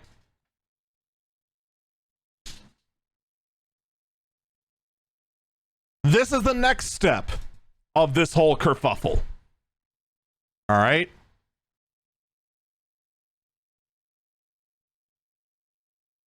Linus from his forums posts as the follow. I'm going to read it verbatim and interject where I feel appropriate. The blog post reads as, or the forum post reads as follows. There won't be a big WAN show segment on this or anything. Most of what I have to say I already said, and I've done so privately. To Steve, I expressed my disappointment that he'd gone through the proper journalistic practices in creating this piece. Let me interject. No, actually, no, I'm sorry. It continues. He has my email and number, along with numerous other numerous other members of our team, and could have asked me for context that may have proven valuable, like the fact we didn't sell the monoblock, rather auction it off for charity due to a miscommunication, and the fact we haven't sent payment yet. We have already agreed to compensate Billet Labs for the cost of their prototype. Let me interject. First off, there is a small point made by Linus here that normally before you go ahead and put out a piece like this, you do want to hear from both sides. It is why I don't mention the previous video as a journalistic piece, because it's not. a journalistic piece would have gone out, tried to reach out, and would at the very least said, we reached out to the party, to so-and-so for comment, but at the time of writing or recording this, they have not responded yet. There would at least be that. Keep this in mind because this is going to play a role later. All right? Next. The comment here saying that we did not in fact sell the monoblock, but rather auctioned it. Steve's video never said the word sell. Or if it did, it was a misspeak because it made very clear in the video that it was auctioned for charity. Either way, it's irrelevant whether it was sold or auctioned. Auctioning it makes it way more awkward because now a charity is involved that has no business being in this, but is now just, you know, the one holding the bag for what could be the end result of a lawsuit here. It makes it very awkward.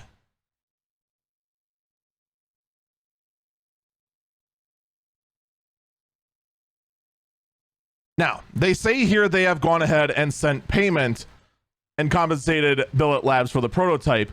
We're going to find out later that, no, this also is not true. But we'll cover that in a little bit. The post continues. There are other issues, but I've told him that I won't be drawn into a public sniping match over this and that I'll be continuing to move forward in good faith as part of team media when and if he's ready to do so. Again, I'll be ready. My team and my CEO's team, but realistically, I was at the helm for all of these errors, and so I need to own it. I need to stress the importance of our diligence in our work because there are so many eyes on us. We are going to go through some growing pains. Let me interject. You could have just had these growing pains not make it to videos.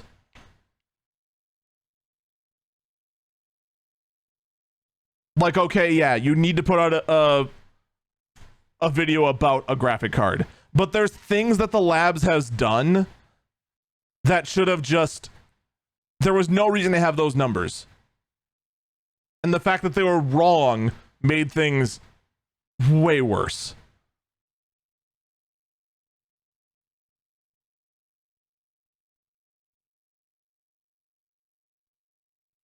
The post continues. We've been very public about the interest of transparency, and it's clear we have some work to do on the internal processes and communication. We have already been doing a lot of work internally to clean up our processes, but these things take time. Rome wasn't built in a day, but that's no excuse for sloppiness. Now, for my community, this being Linus, all I can say is the same things I always have. We know we're not perfect. We wear our imperfections on our sleeves. And in the interest of ensuring that we stay accountable to you, but it's sad and unfortunate when this transparency gets warped into a bad thing. Let me interject. I'm sorry, but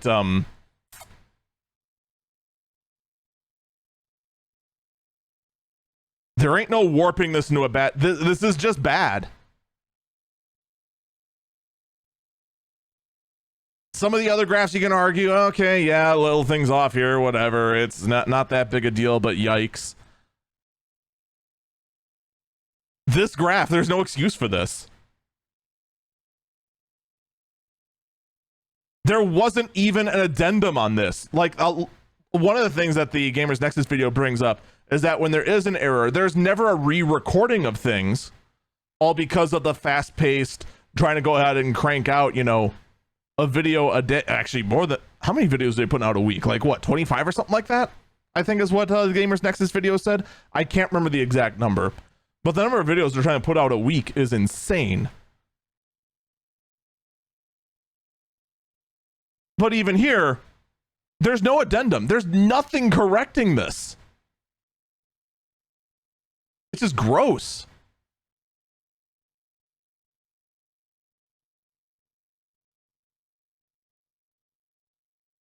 Oh, now I lost my place in this giant, massive thing. But you're starting to get the idea.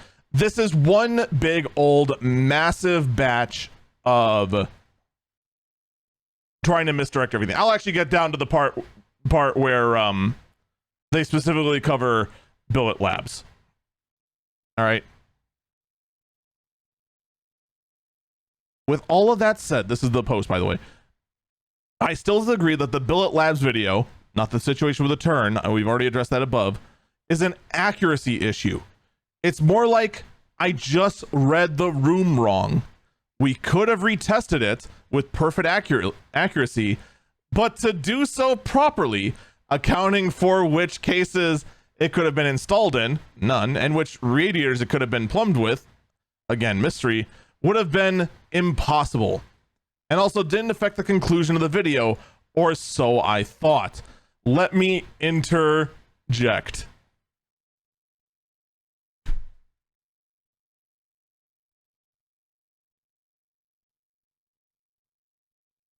Why the heck would a video regarding the performance of a custom water block ever have anything to do with reading the room wrong? You went ahead and took a small company's prototype that, again, as I said, from a consumer standpoint, is a really bad idea, but does have potential in the industrial application, in the enterprise space. This could have a whole lot of potential in that kind of market. But for whatever reason, the guy who normally does keep an open mind about that sort of thing, in this case, just decided, nope, chuck it.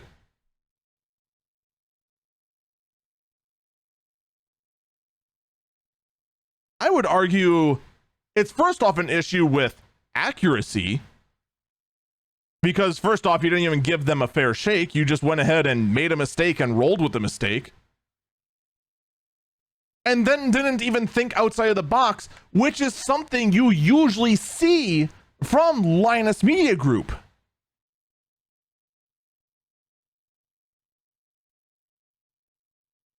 That's the real unfortunateness here.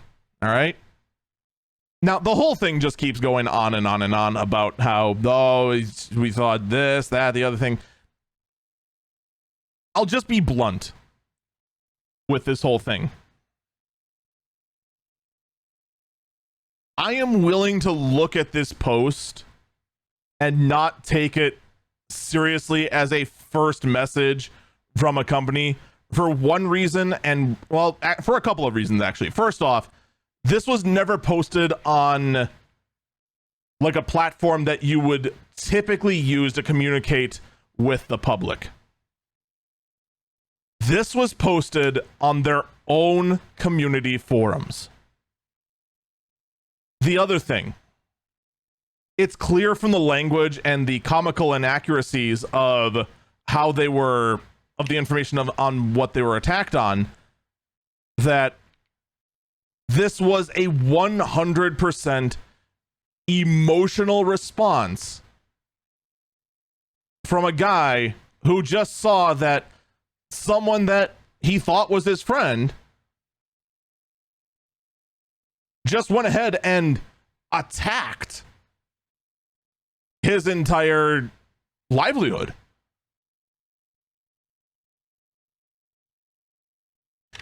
That's what this comes off as, and that's what I believe it is. This then was, of course, met with a video from Gamers Nexus, or rather the first portion of one, that also did have a bit more of an emotional, angry, and offended tone to it. I'll be perfectly honest. All right. That went ahead and addressed that this first response from LMG is just embarrassing. And it is. He's not wrong there. And then went ahead and pointed out a lot of the inaccuracies that I just pointed out about the fact that whether it was sold or auctioned is irrelevant. In fact, if anything, the auction part makes it worse and more awkward for everyone involved. Because now you got Extra Life. What? It was Extra Life, right? That was the charity?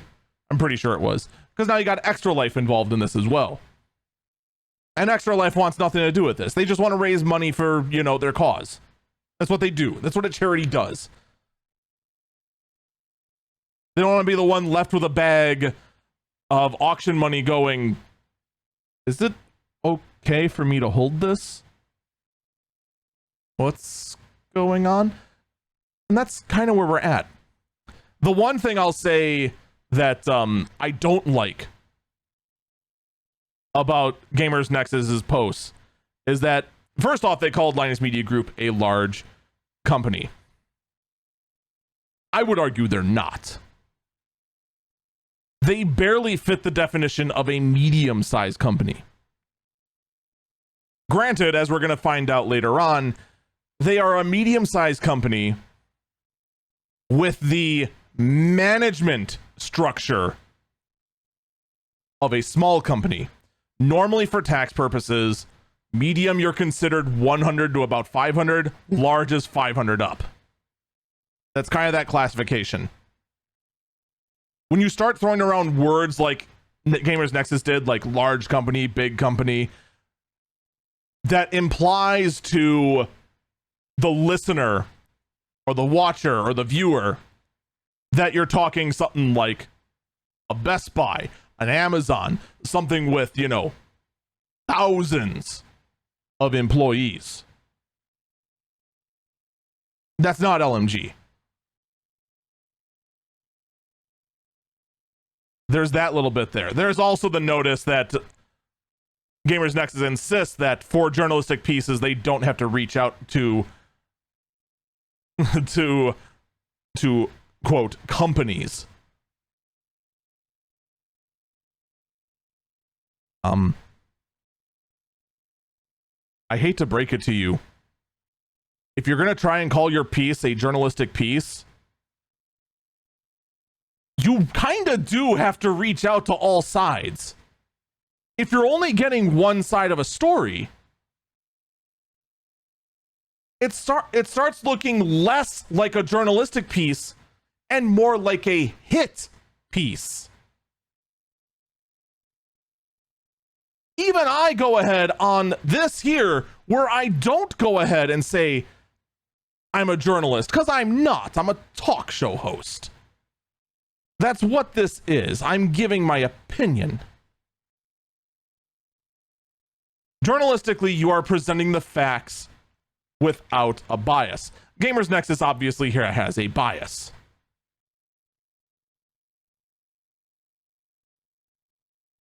Someone in chat says that they were commenting on facts, literal videos that were published to the public. No one expects you to reach out to HBO and review an episode of Game of Thrones.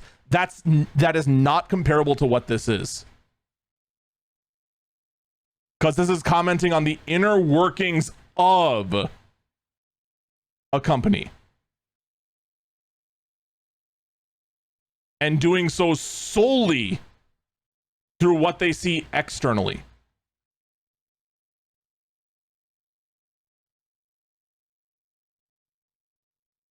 So no, this isn't the same. Not by a long shot. Because the main focus of this was, in fact, their testing methodology within the labs. Granted, this doesn't change the fact that there is clearly a problem. And as we're going to find out later, there is a far bigger problem within LMG in this. So, while Gamers Nexus isn't the perfect journalistic, we went ahead and brought all the information possible. They didn't, but they did bring out enough to bring this issue to light. Now, we're going to take our break here. When we come back, we're going to get to the real LMG response. Because holy cow, if you thought I was being a little too hard on Gamers Nexus, trying to be a little even-handed with both, oh no. That ends pretty much right after this. We will be back.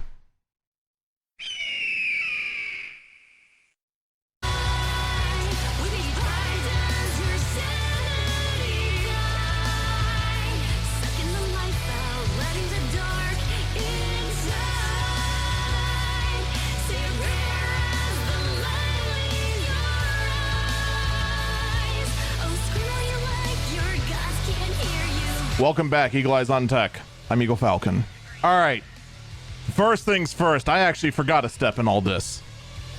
There is then, after Gamers Nexus went ahead and put out their response video, I should also mention that Gamers Nexus after that said, unless there's something major, they don't plan on doing another response. And so far, they have not.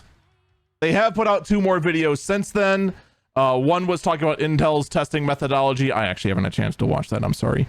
And then there was another, and now I'm drawing a blank on what it was. And now I feel like I need to go look up what it was just so I feel slightly more sane. It was a review on a case. Okay. All right.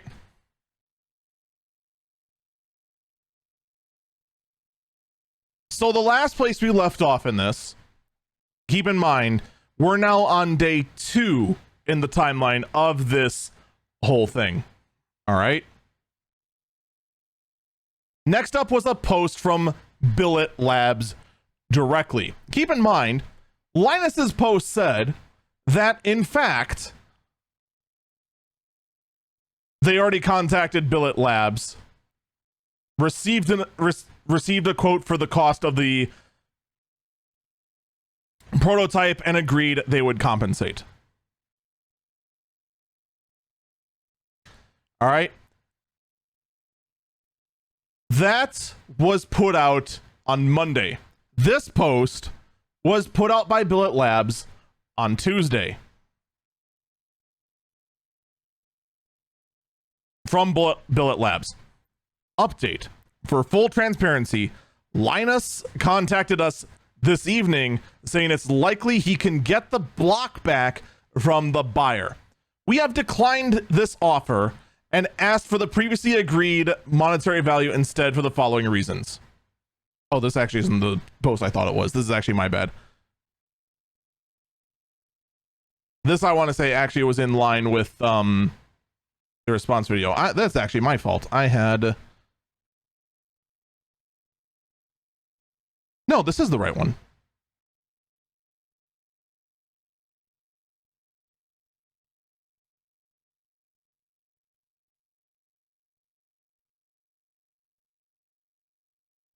Where did my post go? Huh. In any case, the post I thought I had here was a post saying that, in fact, Linus Tech Tips did not get in touch with them. And in fact, they never agreed on any amount. They just said roughly what the... Someone in chat says they updated the post. That might be it. I might... Because I've been trying to like piece this all together as it was all breaking so I could go ahead and do it today. All right, that's my fault. That's my fault. But basically the first thing said Linus didn't contact us. Now they're saying that at the time of this post, which was on the 15th, that Linus said they could get the block back. They declined the offer because they have already spent a significant percentage of the value of the block in the last few days on replacement parts to build a new block, assuming we never see the original again. We do not know if the original block is still in good or working condition and how much money would be needed to fix it if it is not. We don't know if any of the bespoke fittings are missing. Each of these costs money to replace. LTT have had our 3090 Ti without using it for 9 weeks. We have lost confidence that they will return items quickly. Oof. LTT isn't currently in possession of the block. They only said they can get it back. We therefore don't know when we'd get it back, and time is of the essence. LTT has confirmed the block is with a private individual rather than a rival company, so lost IP is less of an issue. Let me interject. The first post specifically mentioned that one of their grievances was the fact that if it was put into a rival company's hands, it's lost intellectual property, which is far, far, far more damaging than, the fact they're not getting their prototype back. And, there's a lot of R&D money that went into developing this thing. The post then continues. We wanted to state this publicly just in case anyone has had any issues with the fact the block has been potentially found, and we choose to take the money instead. We hope you understand our reasoning here.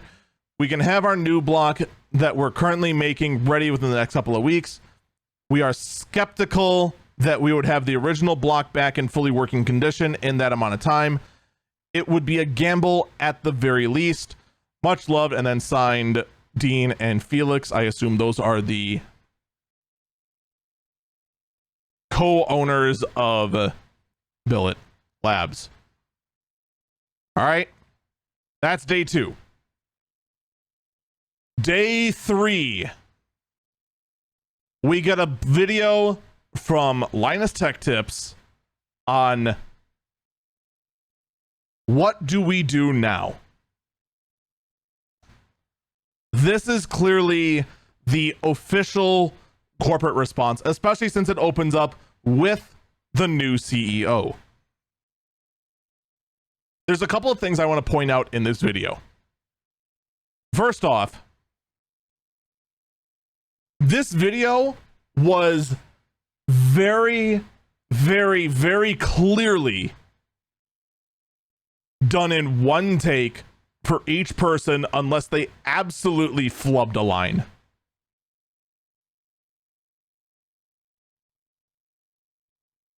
The video is about as sloppy as my podcast, and my podcasts are literally impromptu, one take off the fly. I mean, heck, you just saw me fumble with a post that wasn't what I thought it was.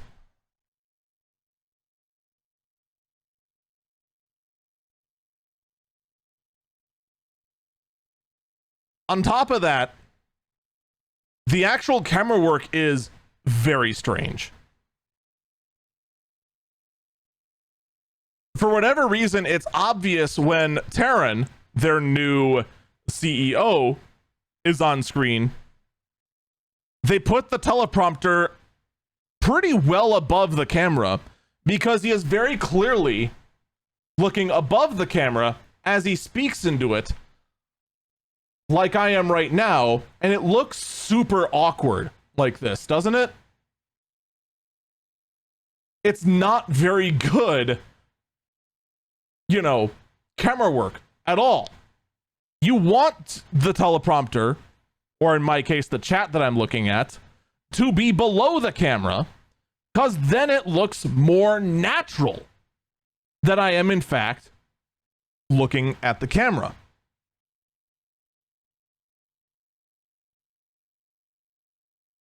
Another huge flaw with this video is the fact that when it was put out, it was monetized. Gamers Nexus I should take that back.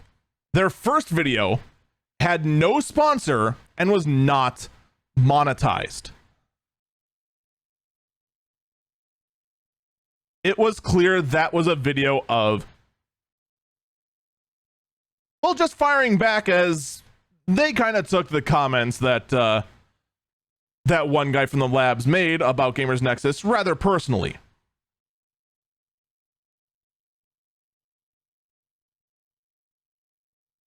The second video then that Gamers Nexus put out was in fact monetized and sponsored.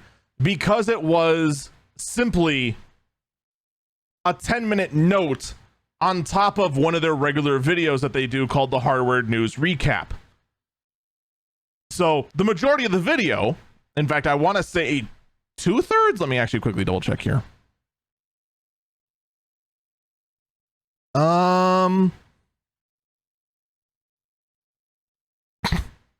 Wow, I hate saying this fraction, but about 3/5 of the video, actually, I'd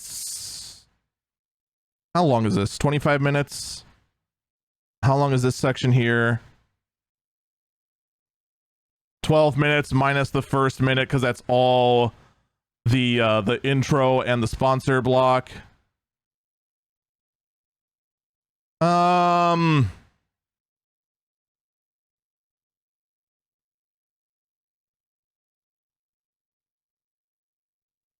We'll just say less than half. We'll just say less than half, only because of this first minute being intro and the sponsor.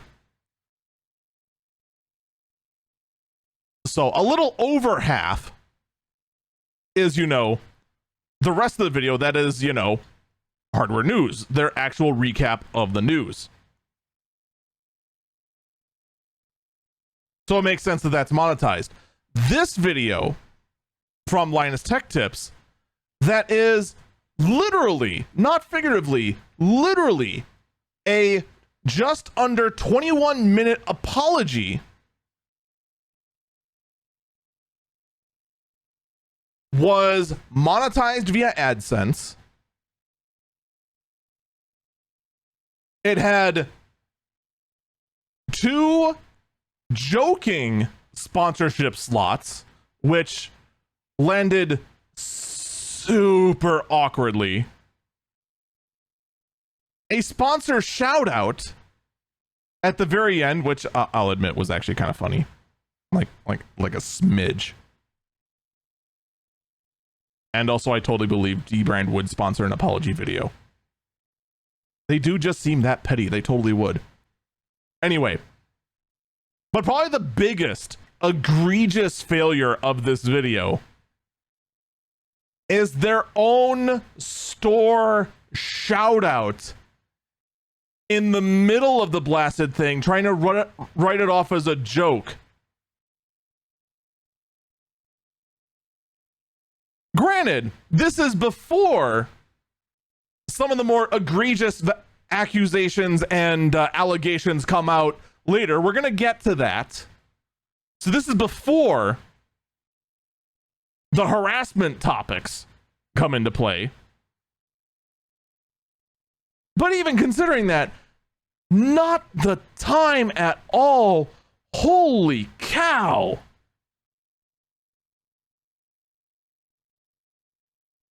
Every single one of these people that showed up, they had pretty much every single person, their senior staff. They had Taryn out. They had Yvonne, who was the head of HR. I'm willing to bet dollars to donuts she's not going to be the head of HR much longer. They're going to go ahead and actually, you know, hire out a proper HR department. We'll get to that again later. I'm trying to stay on the whole thing. We had talks from Gary of their labs department, who, by the way, mentioned that they misspoke in one of their videos. It wasn't one of their videos that is the issue. Did you guys not watch the video attacking you? I know it must have been hard to watch, but guys, if you want to go ahead and recover from this, you gotta go ahead and like actually address what was coming up. They mentioned like one of our guys misspoke in one of our videos. It wasn't in one of your videos. It was in someone else's. It was something one of your guys, Gary, went ahead and offhand said to someone else.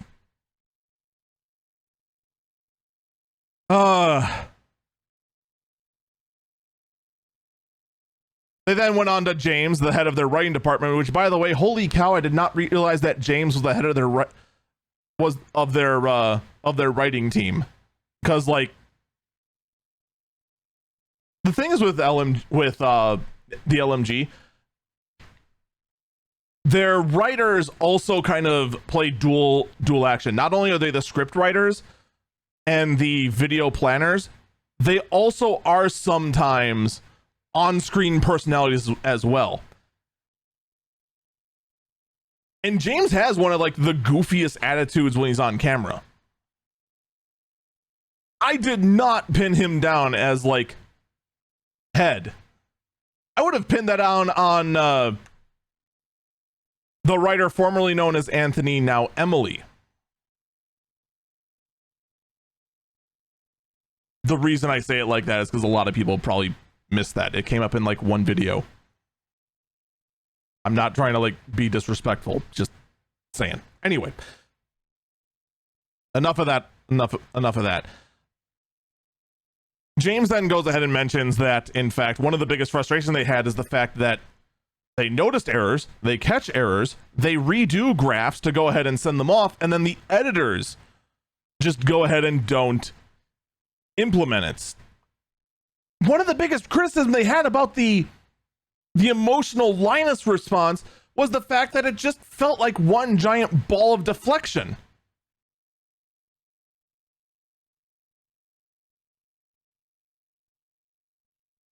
And here we are again, deflecting. We then move on to Ed, the head of product communication, who, oddly enough, somehow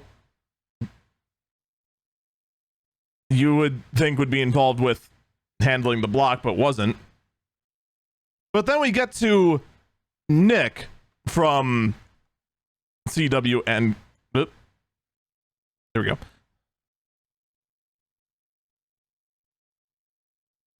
I managed to put, there we go. Nick Light, who is the chief operating officer, the COO. And this is in regards to quality control. By the way, this was the guy who went ahead and said, who went ahead and plugged their online store. I'm still baffled by that. They felt that was a good idea. They then move on. Then Taryn comes back out, their CEO, talks about how they plan to improve their credibility, which is just one big old, how long is this segment? We go from 9 minutes 15 to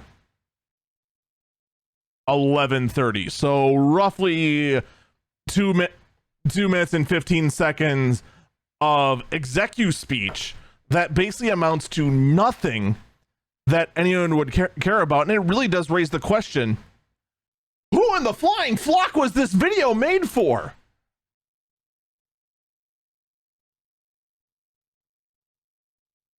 Like, seriously, this didn't come off as like talking to the community. It came off as like talking to like shareholders, but they're a privately owned company. There are no shareholders. And then Colton came on, talked about ethics and sponsorships, which seemed really weird, and then finally came up to confess that a lot of the miscommunications regarding LMG and Billet Labs was in fact Colton's fault.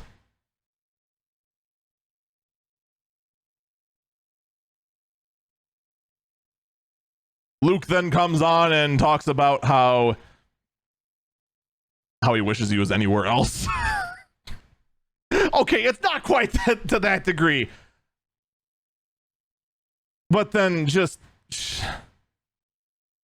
goes on how he tries integrating back with LMG and getting everything back on foot. And then we get Linus finally going up, apologizing for his terrible response that clearly was a massive reaction to being attacked by Gamers Nexus and all this. And they pretty much close out by saying they're sorry for all this.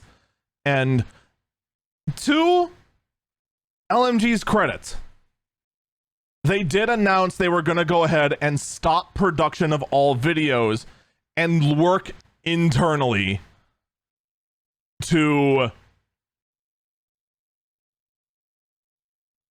clean up how they operate. And someone in chat mentions that Yvonne's comment about Linus being a human gas molecule pretty much sums up everything wrong. Here's the thing. It is blatantly obvious to me, looking at the response of this video,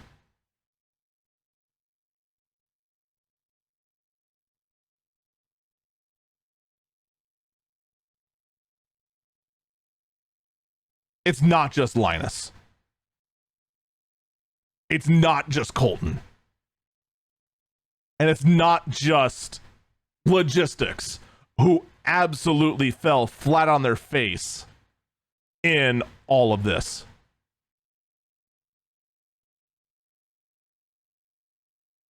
Every single lead in this company is pretty much running things like they're a small company of 12.5.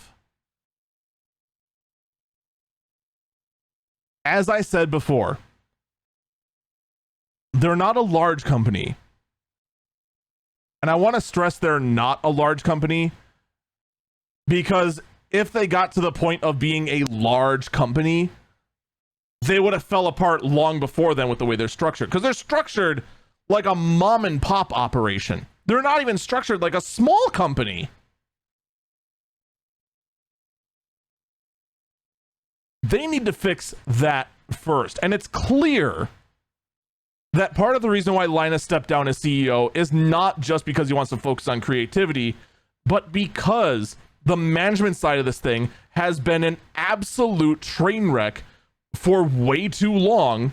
And the hopes was Taryn, who does have experience not just in management in small medium companies, but large companies. He was involved with like management within Dell and Asus and a lot of other big names. It's clear that's why the move was made. It's clear that steps were already in place.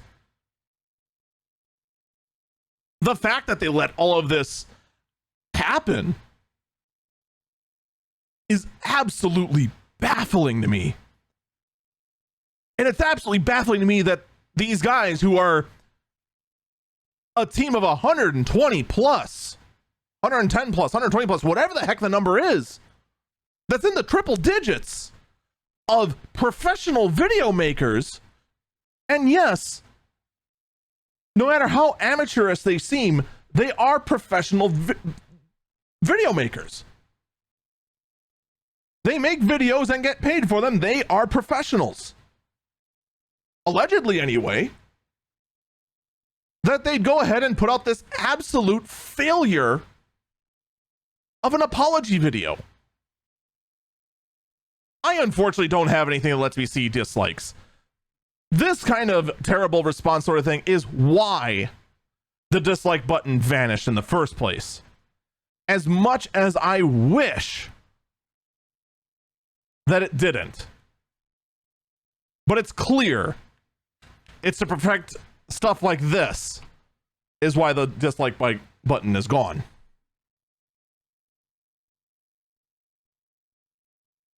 Like, I can see 179,000 likes. I would be stunned if there weren't at least 179,000 dislikes.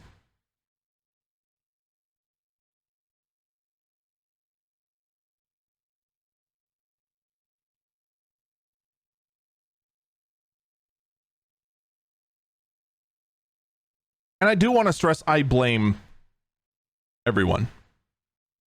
Linus went ahead and made a bad post. Totally get that. Linus went ahead and put out inaccurate information. How much you want to bet that Linus was told that certain things were done and just turned out they weren't because our organization is so bad? and that's what led to the bad info coming out in the first response.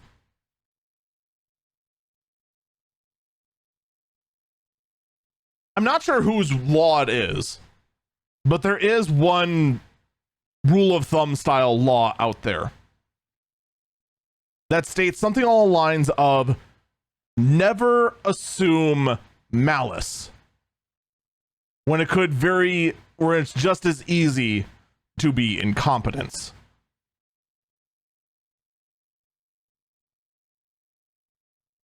That's what this is. This is a massive amount of incompetence. But of course, for those watching the video podcast, you'll notice I'm not done. Someone in chat says it's Hanlon's razor. I'm going to have to remember this. Hanlon's razor. Hanlon's razor. I'm going to forget this by the next break.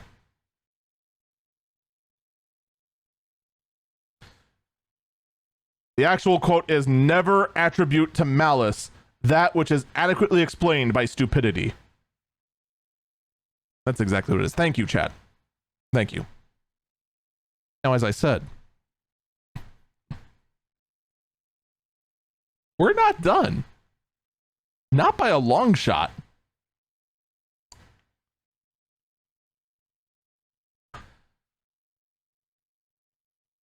Because if you notice so far, I have not mentioned anything about the content warning that I first put out. I said again and again and again that this entire story may cover such sensitive issues as workplace harassment and sexual harassment. That is because after this video went out, former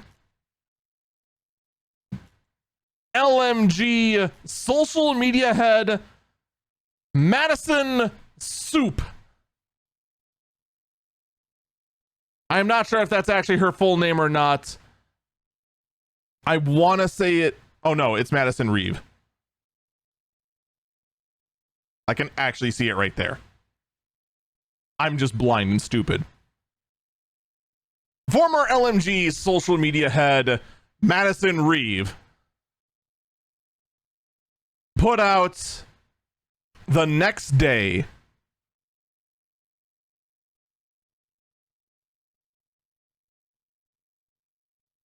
a very, very long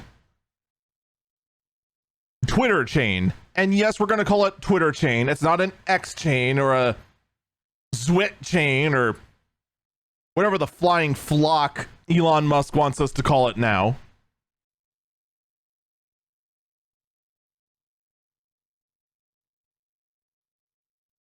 Actually, can I swear now, since I have to go ahead and put this as an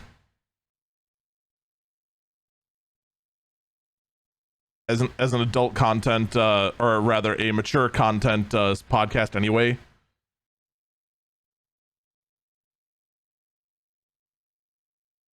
Someone in chat says website URL still uses Twitter. I'm still calling it Twitter. I'm still calling it Twitter because X is a stupid name. Even though I went over the reasons why you should call it X, because it's a stupid name and it's going to make the website fail faster. I don't care enough. It's Twitter. It's still Twitter. Anyway, Madison, if the name kind of sounds familiar, it is because Madison Reeve won a contest from LMG where they'd be able to come in on a video and build their own brand new PC sponsored by Asus. It was something called the Asus Rig Reboot or something along those lines. I would say chat will most likely tell me, but the love for LMG has vanished so quickly. There's a decent chance those in chat who used to know have already forgotten. And it's mostly because of this post. This post is something. I'm not going to read the whole thing because, no joke, this thing is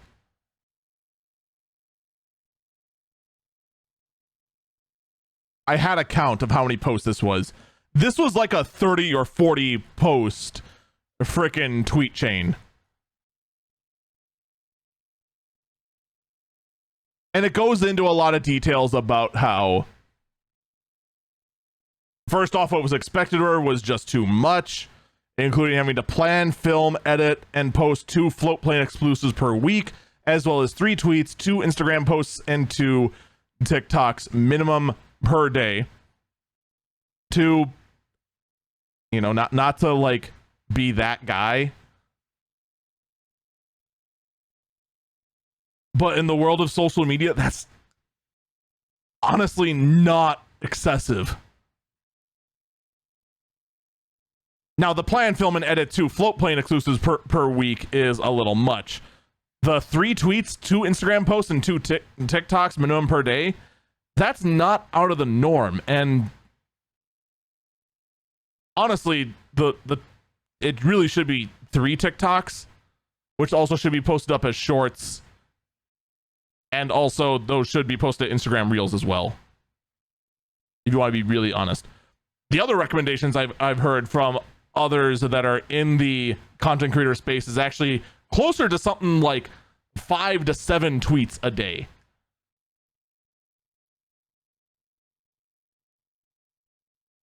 So not to like kind of rain on Madison's parade, but social media is not easy.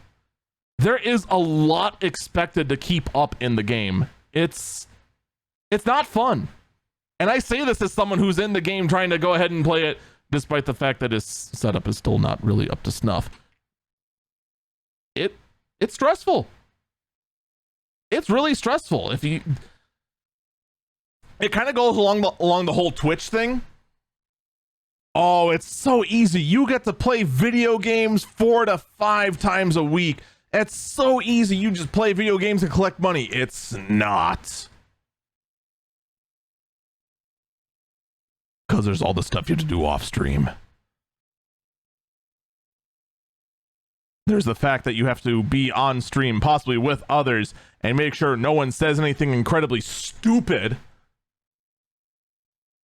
And make sure that everything's fine and advertiser friendly and all that sort of thing. It's a big deal. The same thing applies with social media managing.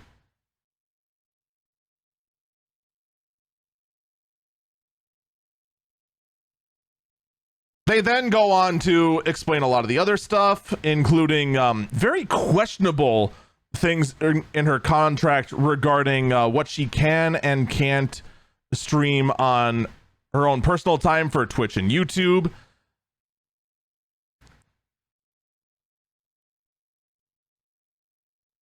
Like, for the most part, a lot of this is just like you can go ahead and stream on Twitch, but any sort of brand deals has to be gone through the LTT sort of ads management, and they got a cut, which seems kind of bizarre to me. Like, the whole thing kind of seemed off. There was constant beratements, like calling her work I'm going to censor myself anyway, despite the fact I have to go ahead and put an advisement on this podcast anyway, that her work was called dog shit and incompetent, and that she should, quote, put her big girl pants on and be more assertive in all of this. There was then other questions brought up by management involving her out of nowhere sexual activities she does in her personal time with herself and her boyfriend. Incredibly inappropriate. Like, out of like seemingly nowhere. It seemed almost impossibly fictional the way that this just kind of came up. But then there were more allegations of just rather sexually inappropriate comments made more and more. I would try to find them, but this post is massively long, and we're Well, we're very quickly running out of time here. As much as I said I wanted to go ahead and say I wanted to give this the time it deserves, it's getting late now. Here's the thing with all of this.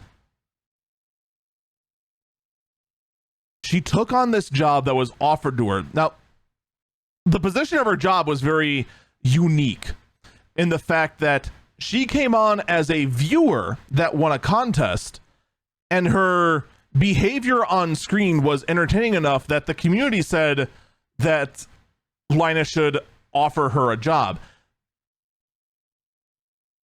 Linus was basically peer pressured into giving Madison this job. And it's clear based on her post that this did affect how other members of the staff kind of viewed her. One of the other kind of shocking things to me is also regarding last year's April Fool's. Was it last year's or is it this year's? One of the April Fool's jokes that they did was that LMG launched an OnlyFans, and it was meant to be just kind of in jest with just like kind of haha funny pictures of like, it was nothing overtly sexual, but it was just kind of done in a comedic way, if that makes kind of sense. I'm trying to figure out how to like say this without like potentially getting in trouble with any of the platforms that host this podcast, and without reaching for my censor button anymore. They were risque. I think that's the best way to say it. They were risque, but like they would still fall into the category of safe for work. The thing is that Madison was then put in charge of this account, and she protested being put in charge of the account because, of course, what happens on OnlyFans? You know what happens on OnlyFans. I know what happens on OnlyFans. So, for someone to be in charge of this OnlyFans account, granted it was only for a day, actually even less than a day, what do you think the inbox was full of?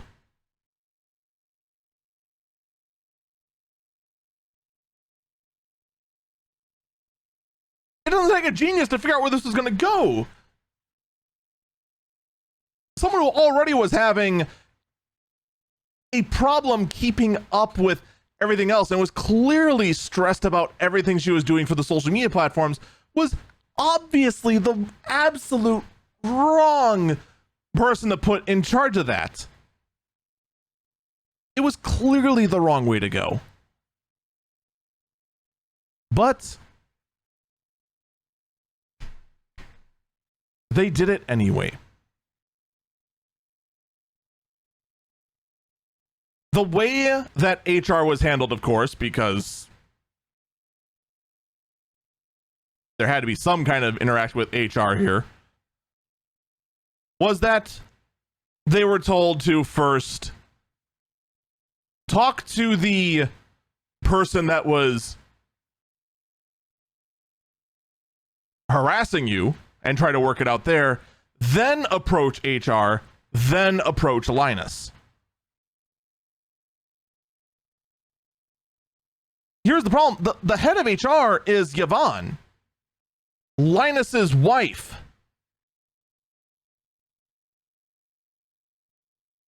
This starts becoming a little awkward because there is no accountable chain here. It's just Yvonne, one of the owners.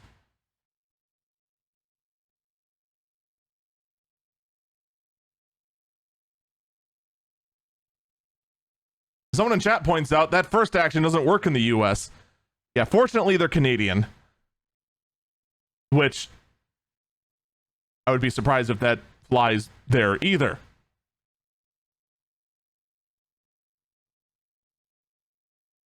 Now, she left a while ago, all right? But then as like one final, what the heck?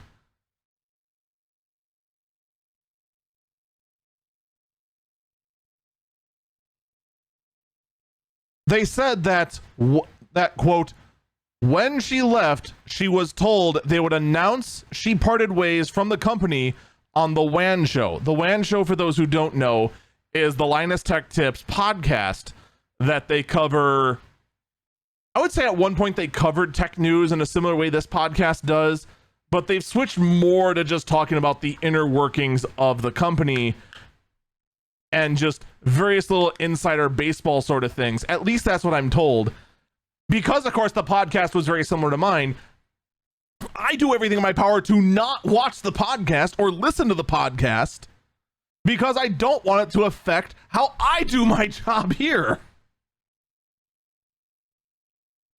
That being said, I was 100% looking forward to a WAN show this past Friday. Unfortunately, because of their video hiatus,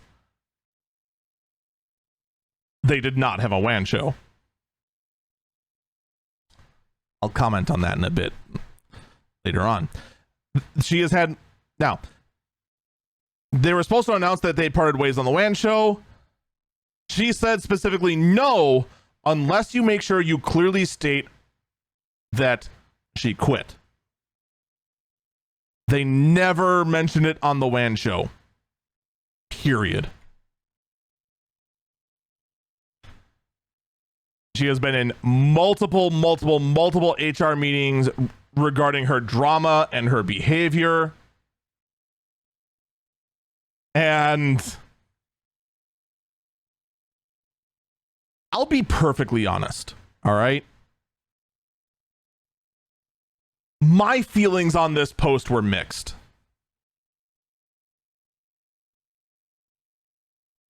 On one hand, it seems possible these allegations could be true. It is, in fact, a company of 100-some just gamer nerds. It's possible stupid things are said that should have never been said. On the other hand, this is someone that this was her first job, to my understanding. All right? This is someone who was in over her head, given a workload that should have been split up between several individuals and managed intelligently, and it sounds like it was not. So you had someone that was constantly on the brink, constantly overworked, and it's quite possible she just had enough and just decided, you know what? It's easy to go ahead and make allegations like this and torch the place on my way out, burn bridges, do the irresponsible thing. That was something that could very easily have happened. All right. So I was kind of on the fence. The unfortunate thing is, as someone mentioned earlier,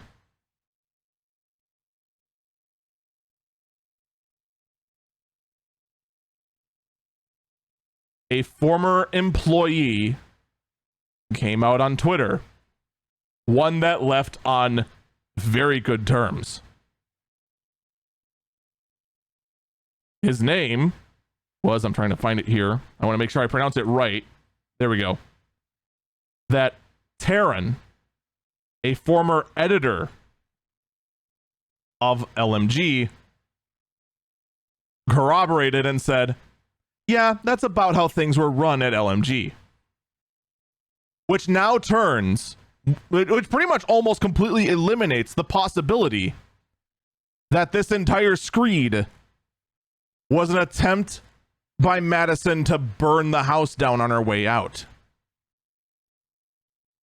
This is no longer a case of burning bridges. This is a case of pointing a spotlight.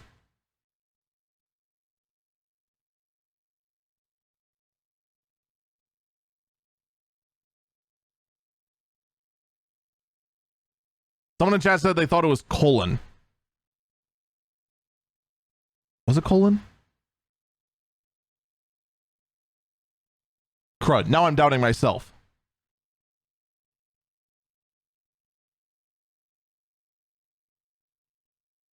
Okay, we do have from former LMG employee colon.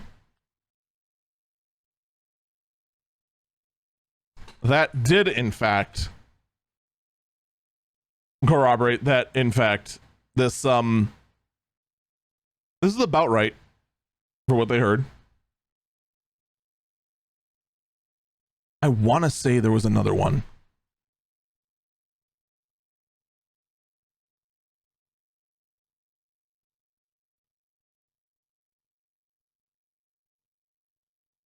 Hold on one second. I want to say Taryn was still.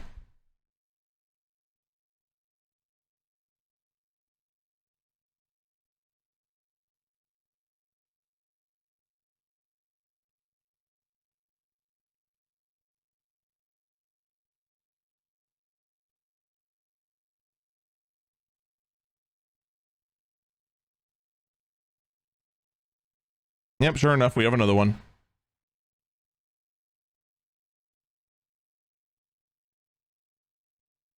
Taryn von Hermit, not the Taryn I thought it was.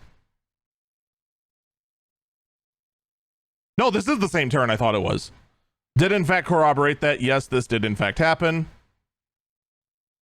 That in fact Taryn did mention one of the complaints in there was the fact that they couldn't even get her RAM that she needed for her computer because they were handing her frickin' 5K frickin' red footage.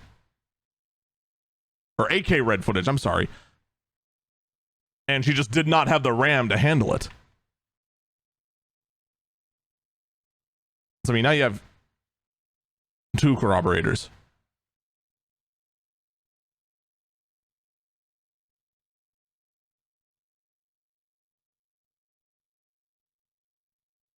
Not too long later that very same day, Linus Tech Tips came out and said, "We are taking Madison's allegations seriously.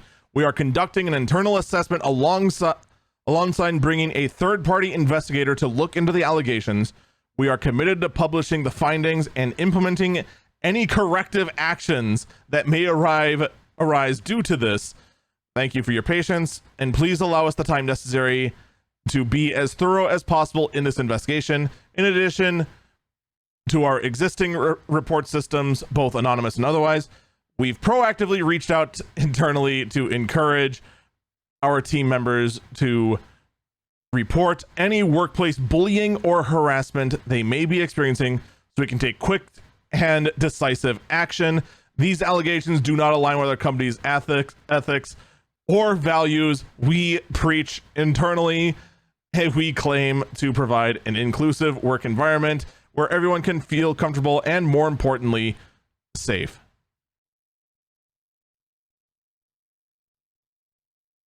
How much you want to bet that this was a form letter template they found in Microsoft Word?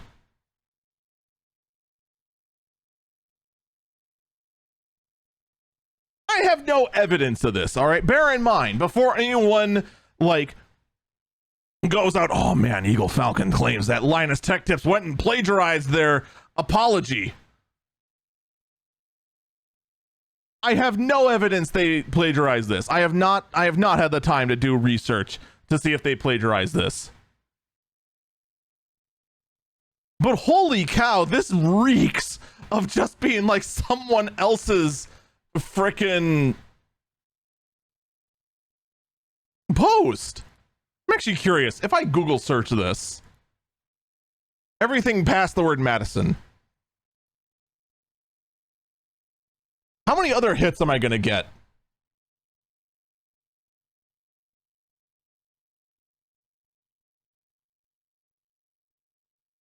Okay, in fairness, when I go ahead and Google this, the first hits is the Twitter post from Linus Tech Tips on Twitter. And then 4 more articles talking about this specific post on Twitter. So, I once again restate, I have no proof. But it just reads. It just drips with just copy pasta flippin' legalese for, "We are looking into this, please do not shoot our butts." Someone in chat said it was copied straight from www.corporatebstemplatesincorporated.net. I am 99% certain that is a fake website, but I believe this to be mostly true. So that's the Linus Tech Tip situation. I've given most of my thoughts throughout covering all of this within the last hour and a half.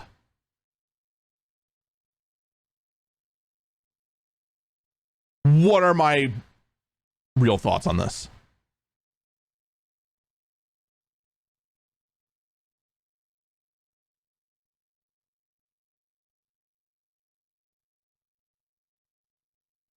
Holy cow.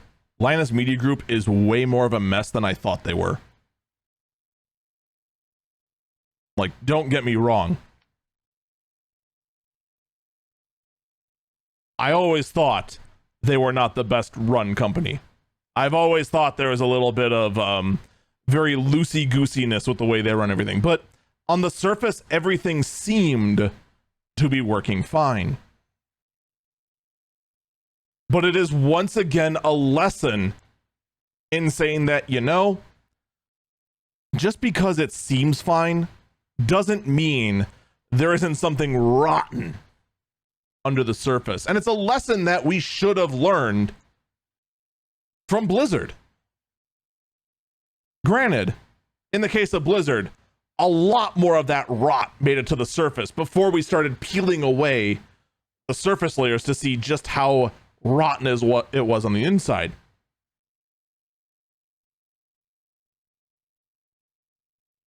I'll tell you this much. There is no way they are spending only a week in pondering their life. All right?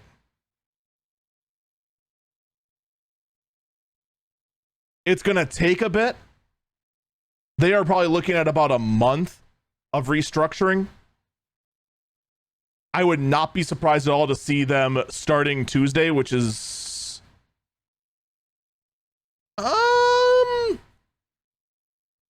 when was the actual apology video again? It was 4 days ago. So this would have been on Wednesday.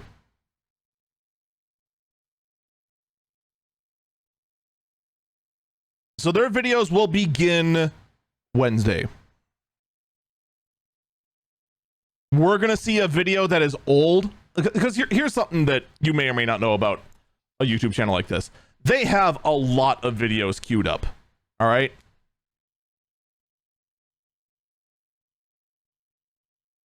Someone in chat believes they actually found the exact form with just a few words changed. But let me get my final thoughts before we touch into that. All right.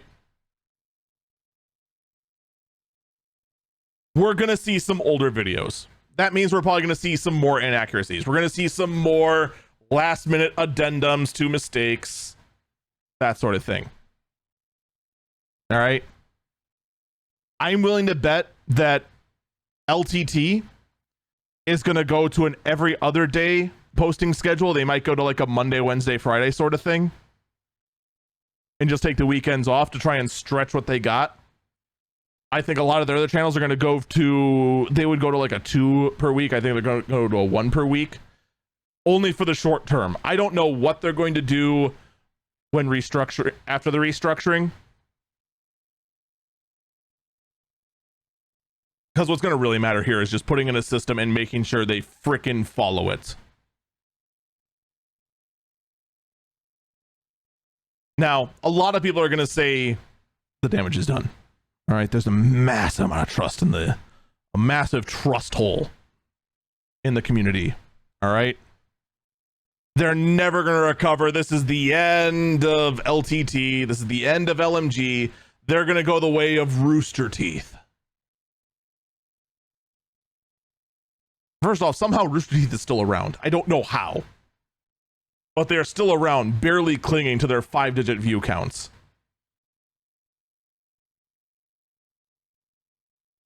Like, man, that channel is on some super strong life support, but they're clinging for dear life.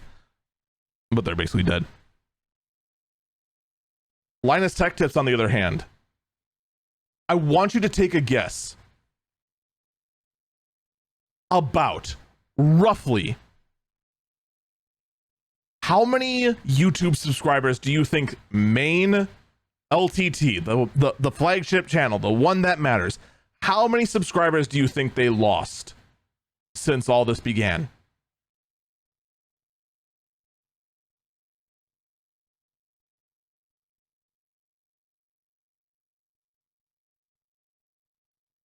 They used to be a just above 15 million subscriber channel. What do you think they lost? 1 million? 2 million? 5 million? Half? These are some massive allegations.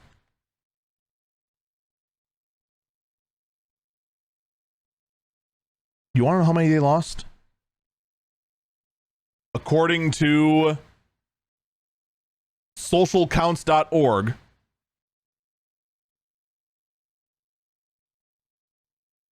since everything dropped, they lost 200,000 subscribers.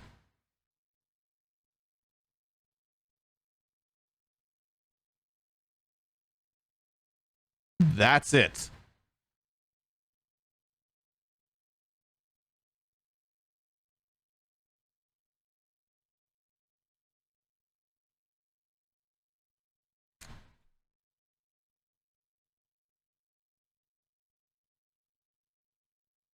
The bigger damage that has been occurred here, though,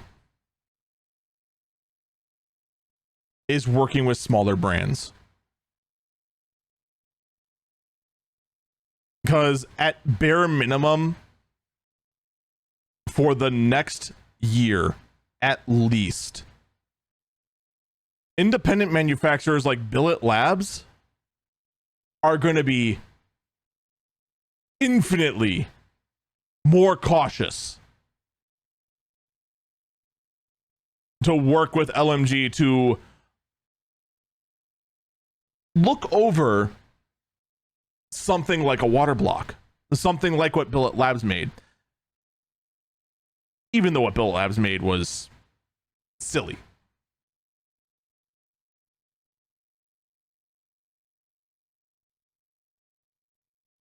That's the real damage of this. It most likely will mean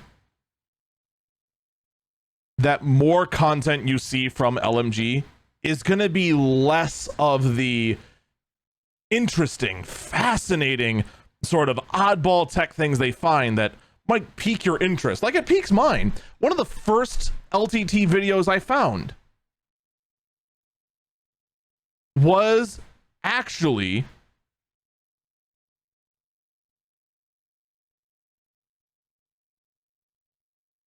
a video looking at the possibility of using enterprise grade CPUs that were found as engineering samples for gaming production, or not production, but, you know, using in a gaming PC and the pros and cons of it. It was a stupid video. No one's ever going to use two 24 core Xeons to game except for an idiot like me. And there's also the hilarity of throwing in two CPUs and seeing the motherboard read them as model number 0,000% at. And then it still works. That's the sort of thing that gives LMG its charm. Because if you want numbers, you're going to Gamers Nexus. If you want numbers that's entertaining, you're going over to Jay's 2 Cents. If you're looking for information regarding things you'll probably actually buy, like a new phone, you're going to Marquez Brownlee.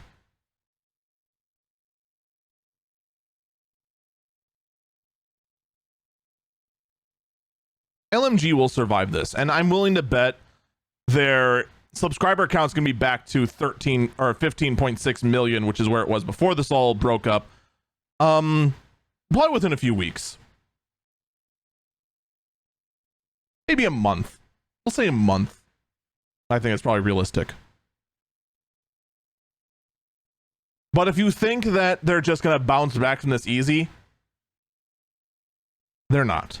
I'm willing to bet that videos are gonna get a bit more stagnant, and they're gonna need to be creative to kind of recover from this, and also to reevaluate how they operate. Oh, who am I kidding? This is Linus we're talking about. You know what the next couple of videos are going to be after the buffer of their old videos is gone? It's going to be a tour of their office and the new things they put into place. Because, my God, the guy just can't help himself but show off his office. You laugh, but it's going to happen. Don't doubt me on this.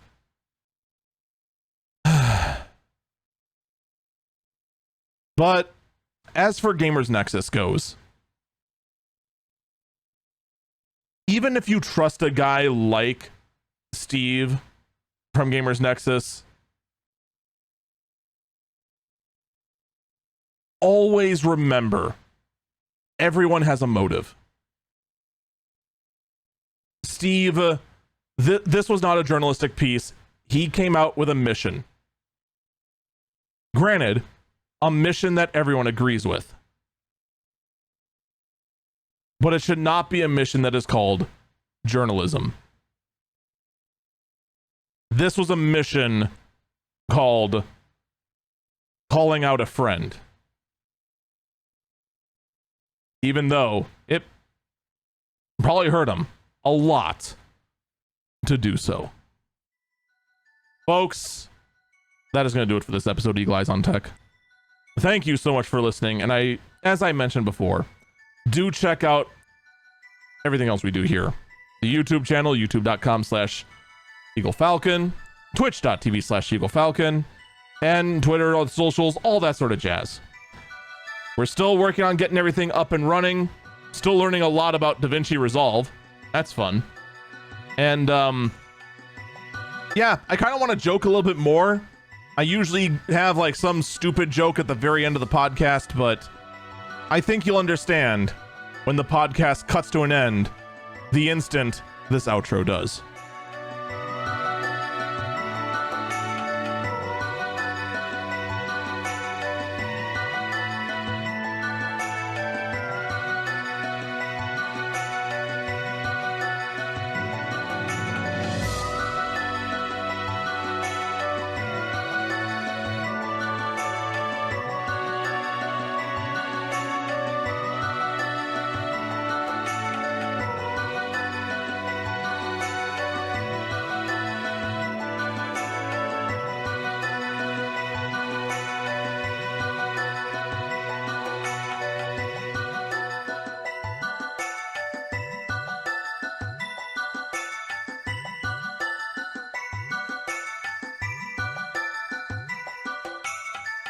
Okay, I'm sorry. I know I said I was gonna just let it go at the end, but someone in chat actually brought up just one quote that that actually like just stirred something else there. The comment that but D-Brand offered to sponsor that apology video. Part of me now actually does wonder a little something about that whole thing. Okay, how did D-Brand offer to sponsor that? Is there someone within, because that video was clearly rushed. They clearly had no intention of actually getting the sponsor. So it's not like they brought it over to sales and then pitched it out to the various sponsors of, hey, can you get a sponsor to go ahead and fill this slot? But clearly that's not the case. Did they just like heavily imply that D-Brand offered to pull it in without knowing if D-Brand actually would offer? Because that would just be like as bad as the assuming frickin' Billet Labs would accept the offer when they didn't have any idea because Colton messed up the emails. Like the whole thing just kind of seemed off. God, everything about that apologies video seemed off. All right, now I'm actually done. Bye.